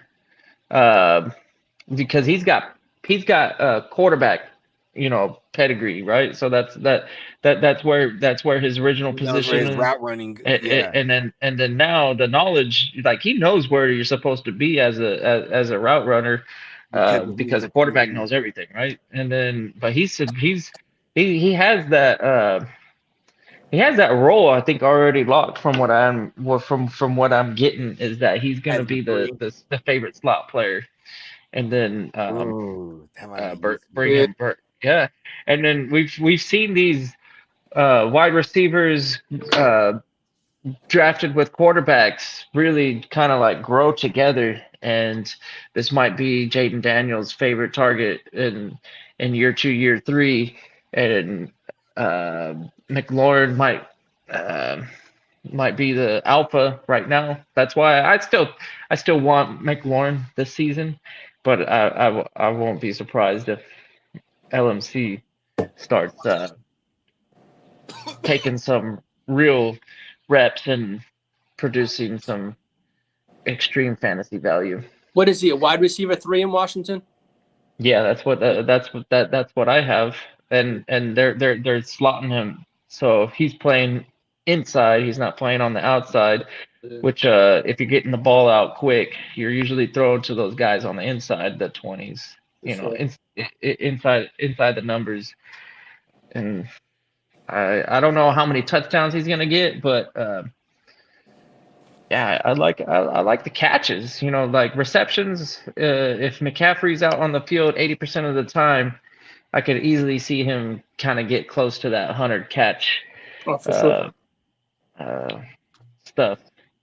Yeah. You know, and that's really good. 100 catches, PPR league. You're talking WR2 easy.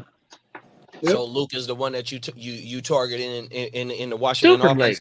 Yeah. Super late. No, I think I'm prioritizing McLaurin because he still goes out of value, and the floor is already there, so I have a little bit more confidence in getting McLaurin than I do McCaffrey. But McCaffrey is that extremely valuable super late pick that you can get with your last pick of the draft potentially, and it might be a dart throw, but I don't know. The last pick of your draft is usually a dart throw, and I can't see any better one right now because he's already kind of solidified himself as that slot receiver. I think Ben Sinat's going to be a sleeper too. Say that again, I think he's going to be a second half darling in the fantasy season. Sinat. Who is? The tight end, Ben Sinat. Oh, Sinat. Yeah. On everything. That's the rookie that they drafted, huh? Yeah. Number 2 tight end off the board. Luke hey, Derek said Luke is as green as Kiddiff's shirt. LMC. Team name for having LMC and CMC. Oh, every day. No, facts. We got to find one for sure. I know that's going to happen. Somebody's going to have that team for sure, bro. The Mac truck. The Mac truck. It's going to be something, bro, for sure. The Mac truck. Oh, everything. Lee, did you say who was your favorite target in this offense? I'd say Scary Terry. Scary Terry. Yeah. I got a few shares of them, not as many as Bogey though. Yeah. I just traded Scary Terry in the league too. I had acquired him earlier in the off season. Then I packaged him. I forgot who I traded him for, but I had packaged him to try and move up a tier from McLaurin. To me, the Washington defense is going to be like the Chargers defense. In a couple of years, they're going to be good because they're building them young. Say that one more time, big bro. The Chargers and the Washington defense are going to be good in a couple of years. Yeah. And see, one thing about you guys, though, too, bro, the Chargers, I mean, you still got Bosa, even though Bosa, he's in and out the lineup, and you still got Mac as well. You know, Mac, even though Mac, had a 6-game sack, six sacks in one game, but he still finished with 15 sacks, 16 sacks. Yeah. You know, so they both still got a little bit of gas in them. So, you know, they're not going to be pushovers this year. Well, Bosa wants to finish his career as a Charger now. That's what he says. Right? That's what he says he wants. He wants to because he likes the growth and he wants to start and finish his career there. But the question is, the money he makes, he and Mac together are about what? 53 million in cap. I know Mac's 28 this year. Get the fuck out of here. No, yeah, he's like cap at 28. Khalil Mack's 28 this year. Yeah. That's crazy. Okay, his money. Here's real quick to the Chargers. Yeah, bro, fucking they it was worth more to keep him. They restructured it, but then because he was more against the cap before that, I think. You know what I'm saying? So that's even crazier. But they need remnants of these type of guys for the year one in the Harbaugh regime. Nice. You know what I mean? You need to have they keep him obviously Joey Bosa because that's why they moved on from the Keenan Allens and the Mike Williamses. Yeah, they were going to be like 72 M's against the cap, and they're still paying them a grip. Yeah, Tino said the Chargers defense will be number 1 defense next year. If they have a shot. You know, I wouldn't argue with Twin because but I just don't know about the new GM because I will say what was Brubby y'all just had, Lee? Oh, we had Teflon Tom. Yeah, Tom Telesco. Telesco. He could draft, bro. It's just the Chargers injury curse, bro. It happens, you know what I mean? And it happened to him just like every other regime before him. So, you know what I mean? We'll see. Said Khalil Mack finished 4th overall for all IDP scoring last year. I mean, he had that one sacks. All positions. He had 6 sacks. 70 in a 1-2-3. Top what up, Albert? What up, Albert? Good looking, Brody. Yes, Appreciate sir. you. Yeah, we was waiting on y'all to fire up the next question. Did both of y'all give y'all opinions? Oh, well, Spence, you let it off. Bogey, did you give your opinion? Yeah, Jahan Dotson. Yep. Your favorite target in the mine was the mob. I was mob. with you on Yeah. Bogey was with you on the with mob. the Mob music, man. You know what I'm saying? Yes, sir. All right. Y'all ready for Philly? Shout out to Dennis. Shout out to Dennis, Ignorant Thinkers Podcast, man. Hey, man, everybody check out the Ignorant Thinkers Podcast on YouTube, man. Hey, don't let the name fool you. They some of the sharpest in the game. Yep, and on Instagram, bro. He's been doing his 32 teams in 32 days series, bro. That shit's great. You know, that was the first time he ever brought me on something back in the day. Is that right? Yeah, for Niners Day. And you know, the first thing he says, he goes, Mozart. I go, what? He goes, Mozart. You gotta hear what he called me. Smoke first. Gucciani. He's like, I like his nicknames though, because I think it's not even on purpose. It's just like it's you know what I mean. It's just isms. Oh well, Mom, I told him, man, I'm keeping that, bro. That shit's sticky, man. I like that. Yeah, and I like Mozart. You know what I mean? And Mozart. It sound more Italian than Guccini. You really Gucciani. You know everything. Ciao, Bella. But he was like, smoke first before we get on. I was like, yeah, for sure. Oh, wow. Yep. That was the first 5 minutes, bro. I got to watch them first 5 minutes. Yeah, that's what he was talking about. Yeah, I mean, he's not about to put this out to the masses. I was like, yeah, you're right. Pleasure to be on, though. You feel me? Hell yeah. All right, let's get to Philly. Philly, stand up. With new coordinators on both sides of the ball, can the Eagles finally break the streak as back-to-back NFC East champs? Wait, they didn't win it last year, did they? I thought it was Dallas. Yeah, Dallas did win it. Dallas did win it. Because Philly had won it the year before. Yeah. Okay, so we had a typo. I'll redo it. Yeah. Take two. Can the Eagles break their sluggish finish is really the question. Break out of their late season slump. Or stop the Cowboys from repeating.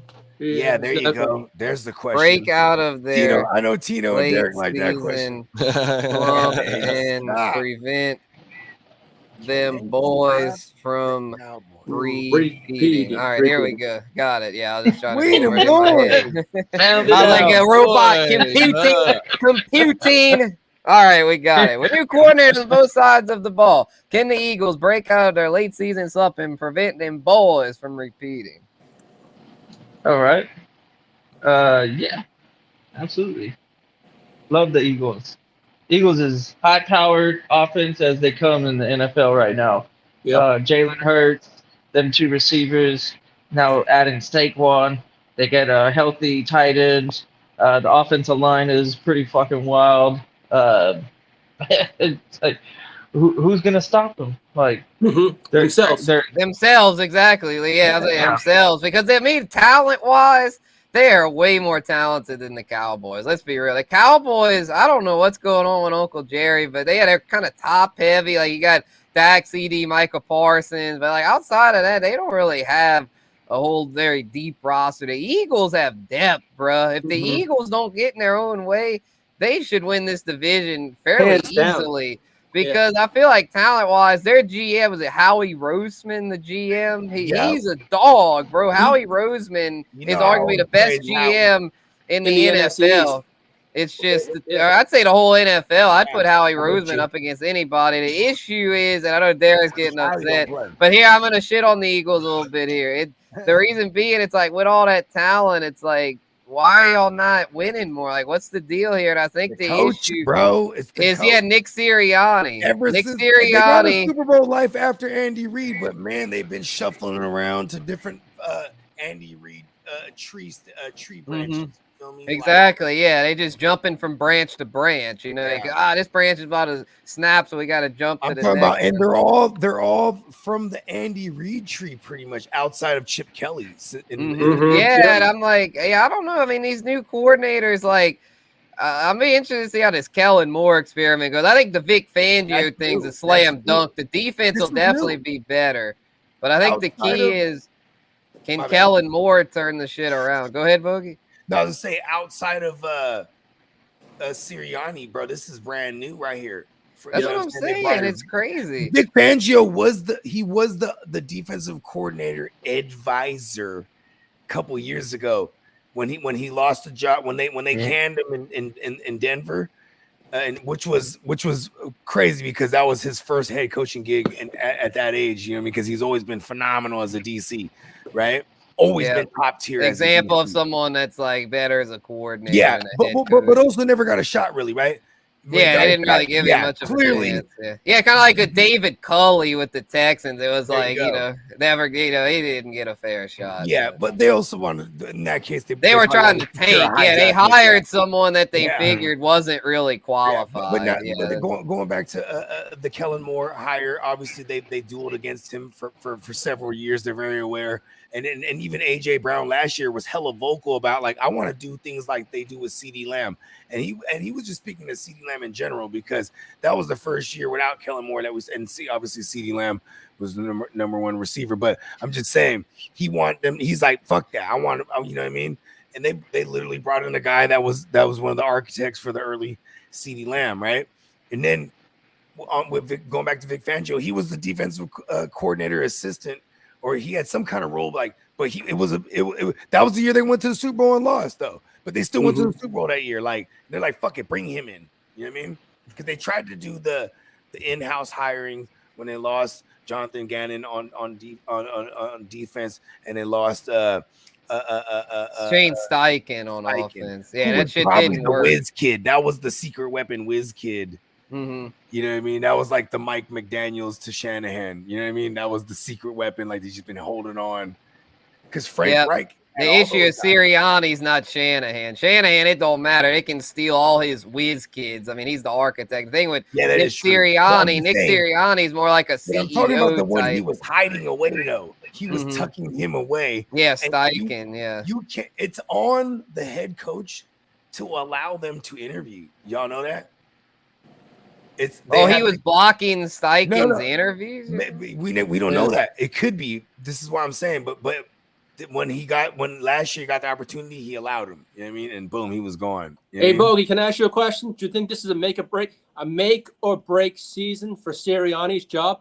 Fuck yeah. Oh yeah. If they miss the playoffs, bro, Sirianni's going for sure. And they might bring in Belichick, bro. Exactly. I was going to bring up that. The writing was on the wall last year, though, bro. With them when they fired the D coordinator, they tried to make the D coordinator the scapegoat, and the old coordinator, they fired both of them motherfuckers. Well, because they hired from within. They just hired their disciples of the prior guys. You know what I mean? To me, that tells me like the fact that they got rid of Sirianni's boys like that. That tells me like they basically sent a message to Sirianni like, look, bro, you got to work with these new guys, and if you don't work with them well, then you're next. You're gonna be out of there. Yeah, 100%. Got him some guys. Yeah, they did get him some guys. But the thing though, good. I don't give last year's a fucking an outlier. You know what else is a question for that though? To add on to that is how far do they need to go in order for him not to lose his job? They got to win it. They got to win it.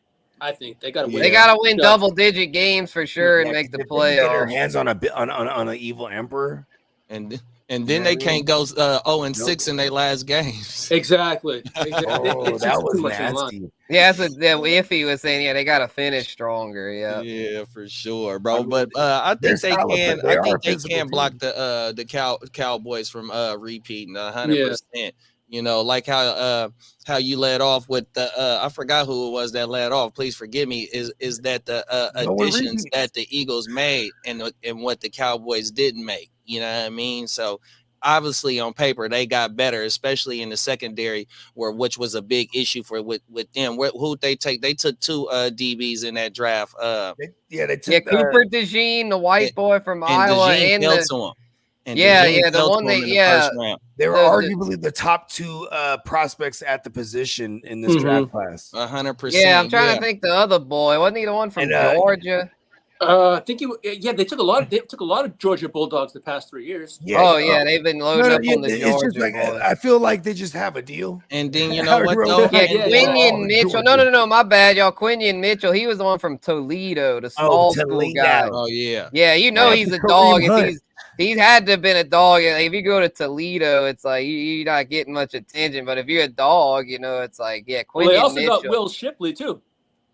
Yeah, well, he's a running back. That was going to be another point. Is that like with Saquon, bro? He's never had these. Oh, the other one from Georgia is the one I was thinking of. Keely Ringo. They drafted him not this year, but last year out of Georgia. Keely Ringo. I don't even know who that is. I'm just saying. He's a Georgia guy. Shout out to the Beatles. They got Keely Ringo. They got Nolan Smith.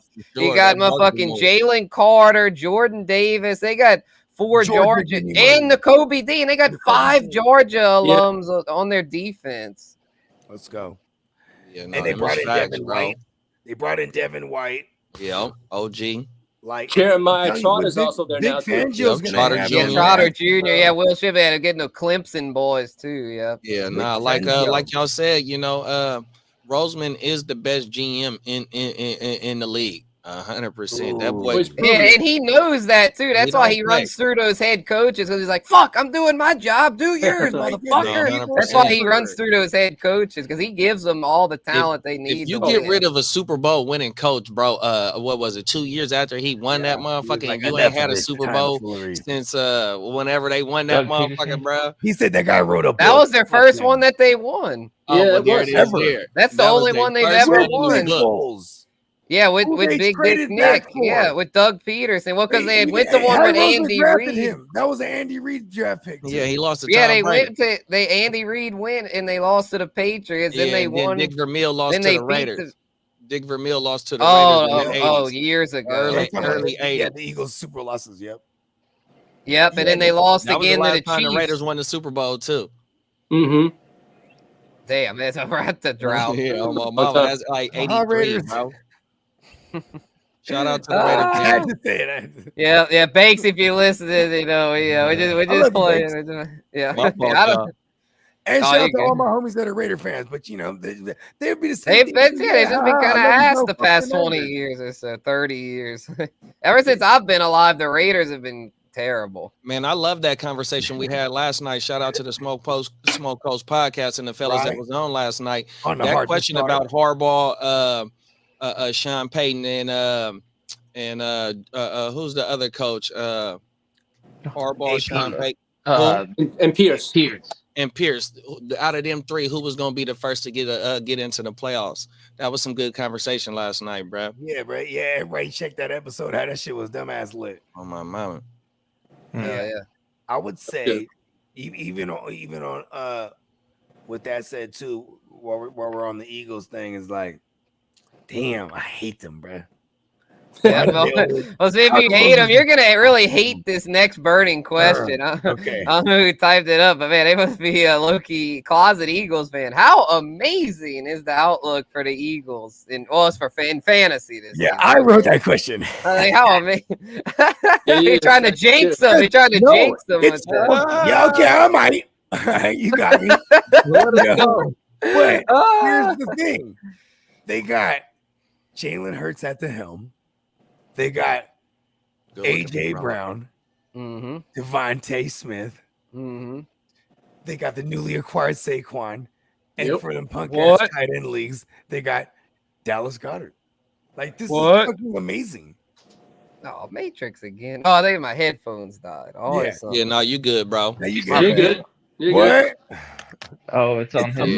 They have. And see, that's the thing though. Their offensive explosion for the fantasy outlook is the only dilemma you really gonna have is if you're taking Jalen high and if you're taking AJ high. Other than that, you know what I mean? If you gonna get Devontae going around the third with him and Waddle, like how Kidda brought up last night about Devontae and Waddle going around the same round. So if you miss out on AJ, you will be able to get a piece of that offense, but you definitely want some type of share of this offense, whether it be later on getting Dallas Goedert in them that tier after Andrews and them, because I don't think he going in the Andrews round for sure. No, Goddard is actually getting like way late. Sometimes undrafted, like in a shallow league.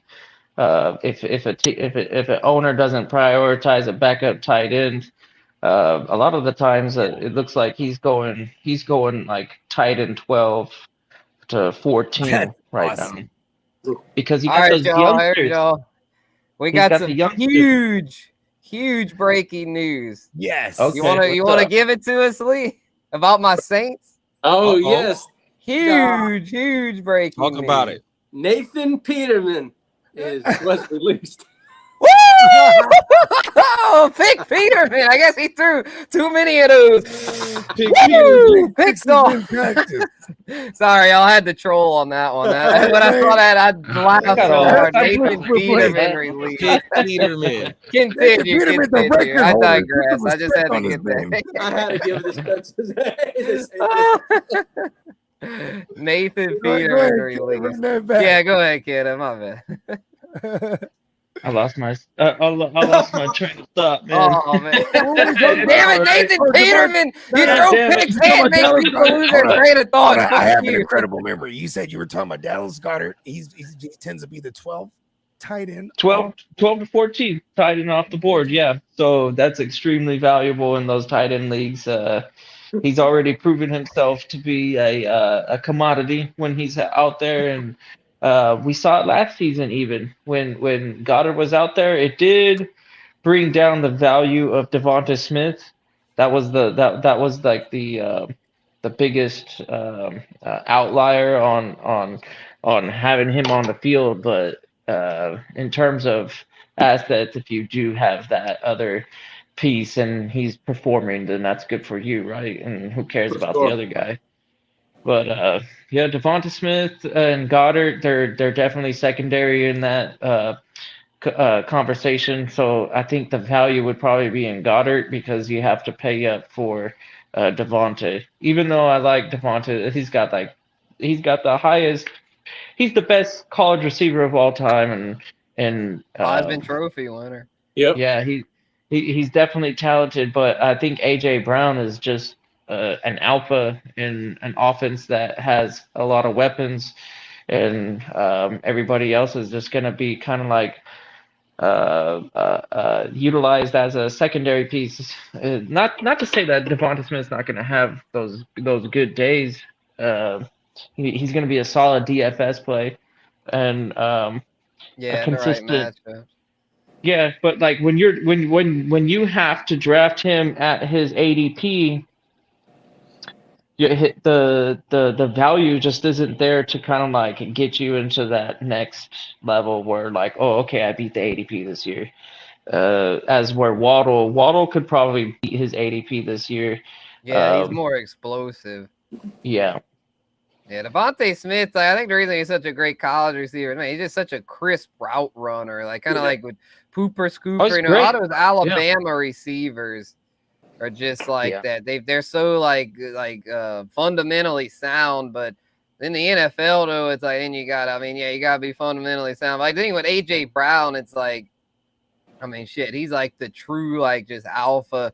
Take the top off, do it all. And I think the thing with Devonta, it's like he's just steady, consistent to where like at his ADP, I think it's like the 4th round. I'm not that mad at it because it's like, okay, if I want to take a big swing in like the 3rd round, let's just say I take an A-chain in the 3rd round, kind of a riskier type ceiling play. And then to come back and get Devonta in the 4th, I'm not mad at it because it's like, all right, so I took the swing there and now I got me a steady type player like Devonta. He doesn't really have that high of a ceiling, not as high as Waddle, but he's got one of the most stable floors, I feel like, out of those WR2s.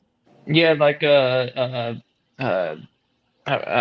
it's no longer up on the screen, but the chat user they brought up 4 1,000-yard seasons in a row. That's a nice floor, we're like when you break it down, what is it, like 60 yards per game? Yeah, so, I mean we'll take that. Yeah. Yeah, as long as he's scoring touchdowns, that's the thing. And so he had 7 TDs last year. That's what got him. Keeps him fantasy relevant is his TDs 100%. AJ? Yeah. Devonta. Oh shit, Devonta has them? 7 TDs. Okay. Yeah, on top of the, so it's one of those on top of the steady that. Because Hurts, he had what, like 3,800 yards passing. So, yeah, his passing went up a lot. Yeah, Devontae Smith had 7 the past 2 years touchdowns. His numbers actually dropped a little bit last year because the whole offense was just a little not quite as good. But it's like, but the thing with Jalen Hurts, like his attempts went up a good amount. He just wasn't. Yeah, he wasn't as efficient. Like his completion percentage was down. His yards per attempt was down. Yeah, Jalen Hurts just wasn't as efficient last season. I was trying to look up the AJ Brown pack too real quick. Yeah, the AJ Brown pack numbers went down at the last 5 games of the season. Everybody's that's the thing. It was like, man, those last 5 just killed their stats. Yeah, like before that, like that whole team was looking like they were gonna be up there. Right, yeah, they were like the cream of the crop as far as offenses, but then they fell off to where it's I think they'll be solid. I'm just like with Kellen Moore. I just hope it's, not too many growing pains and not too inconsistent. I'm hoping it'll be a little smoother than I'm thinking, because I do think we'll have to be patient here, because I think we'll have some moments right out the where gate firing. You think they're gonna come off? I don't know though. A lot of times when you have to have a new system like that, Hurts is having to learn a lot of new stuff. Jason Kelsey's not there. But that's the thing though. Hurts did go through a number of systems from right out the gate. Yeah, I mean, but almost 2 or 3 of them at least. You know what I'm saying? Like, yeah, he's had to learn so many. And he transferred colleges too, though. I was gonna say I was going back to college exactly. Like, yeah, or like, and I still love Hurts for fantasy. I mean, I still think he's still my number 2. Because he damn near had the same season that Josh Allen had. Josh Allen only had 500 more passing yards than him. They both had 15 rushing TDs, and Josh Allen had like 6 more passing TDs than him, maybe 4. You ain't lying. Mm-hmm.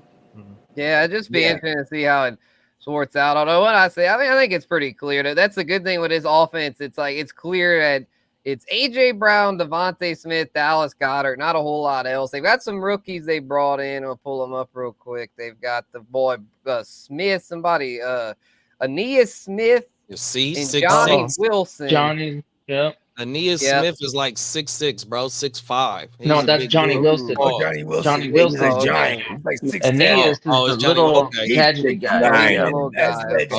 He'll probably be the slot guy then, because they also brought in Paris Campbell. But I mean, with Paris Campbell, he ain't. Paris Campbell is the former Sirianni guy under Frank, so it's just a system guy. Yeah, he's just a system placeholder.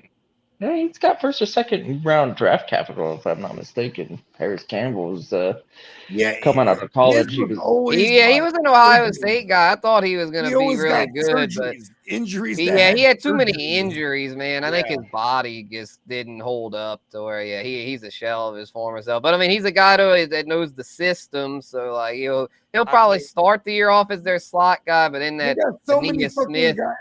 I think we'll take over. We're talking about the Eagles, right? Well, that's the thing, and it's pretty clear. He'll see the field. He just probably won't see many targets because it's clear that fucking AJ Brown, Devontae, Saquon, and Goddard are gonna just. Oh, you're right. You know what? Because they did get rid of the Quez. Like if they go, the Quez is gone, and the Keys, and Devontae Parker retired. The Paris Campbell will be, I guess, Patty, huh? You're right. Patty Campbell. Yeah, because it wasn't they had signed Devontae Parker, but his ass retired, so don't have to worry about him. That clears the way for those rookies to potentially make an impact. That's right. Yeah, he retired. Him, Michael Gallup, I guess them boys figured they just coulda, shoulda, woulda. That's what Michael Gallup stayed hurt. Yeah, for real. I mean, that's the thing. It's like you keep getting hurt like that. It's like, how much longer can you keep putting up with that? Because you got to think, it's like, I mean, your body, chronic pain's a real thing. So it's like, do you really want to right now, bro? It's chronic pain, bro. You know what? Fire up the chronic. No joke. He's fighting a good fight. Hey, bro, this what comes with old age, bro. I'm telling you, I had this wicked cough, as my man Matty Law would say out in Boston. Or even with some wicked cough. And wicked cops. That, I woke up one morning from coughing all night and my side hurt right here. I was just like, damn, my shit. I'm like, I'm fucking old, bruh. You know what I mean? And but I know what it's gotta be, or at least that's the best case scenario is that. like I pulled something from violently coughing. Because when I was a youngster, I remember hitting a 2-footer and just, you know, one of the ones where where somebody else is on the other side, like lighting that bitch up for me. Or not even a 2-footer. I think it was like a 3-footer. Had to be. Boom. It was called the side splitter. That's on everything. It's called a side splitter. Boom. He let go of that carb. That shit. And bro, like I thought like my lung collapsed or something. And then like I went to the ER for real. Like the next day. Tell me that, yeah. But like the next day, I was like, damn, my shit hurt, bro. Like I might have been like 16 or something, bro. You know what I mean? That sounds I ran motherfucker. Boy. I ran some kind of drag with my pops. I was like, I don't know. Like, I think it's like my lung or something. And he's like, what the fuck? You know what I mean? He takes me to the ER. So they give me all the little tests. And they're like, oh, he has like a strained muscle right here. You know what I mean? I was like, yeah, that side splitter. You know what I mean? Side splitter. The side splitter. And then I swear to God, they gave me, as a 16-year-old, they gave me Vikes, bro. Bro. And When I was just on the Vicodins and the Heinekens, because my dad at that point he always had Heinekens in the crib. I just boom, get Heineken, pop one of them Vikes in half. Oh, that's that that's that Brett Favre killer kid right there. Yeah, for sure. Maybe the popping bikes and slamming hikes. Let's go. And still going to war. Every yep, day. and still going to war, bro. Taking them big ass hits, bro. You know, hey, Bo, when I was just at the emergency room last month, the motherfucking the emergency room doctor, he offered me motherfucking oxys. Oh my God. Right. You know, because I don't right out the gate. Yeah, because no pain medicine at all. Though. Your shit is extreme though. Like right, 100%, bro. That motherfucker offered me oxys. I looked at that motherfucker and said, man, are you serious right now, bro? I'm not taking that shit. No, you gotta kill me to take that kind of stuff, bro. I'm all good. It's your back right now, right? It's the back injury. Yep. I mean, I'm not just put out your on my mama like that, but also this is great for your case though too, because it's real isms. You know what I mean? Like this is, bro. You know what I mean? Shit.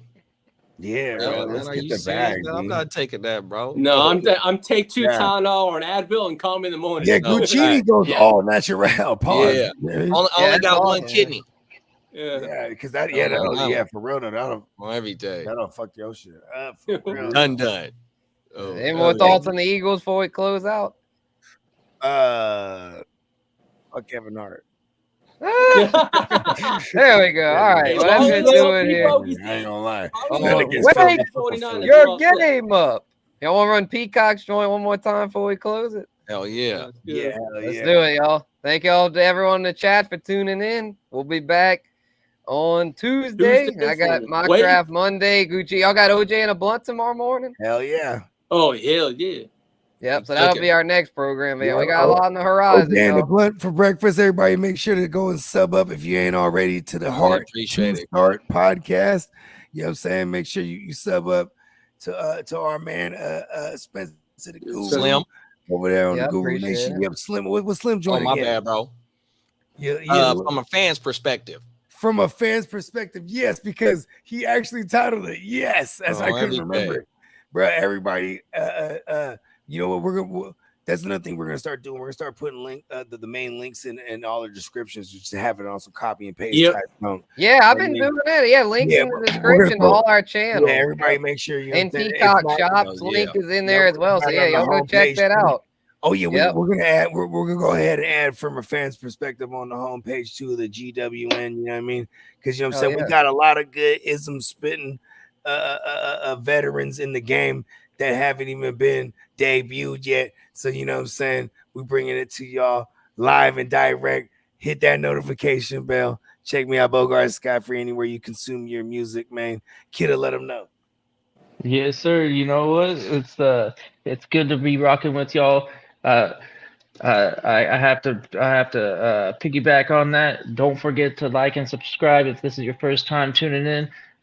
We got plenty more coming to you, just about maybe a handful of times a week. There's something going on. So if you're into entertaining fantasy talk, this is kind of like the best channel for you to check out.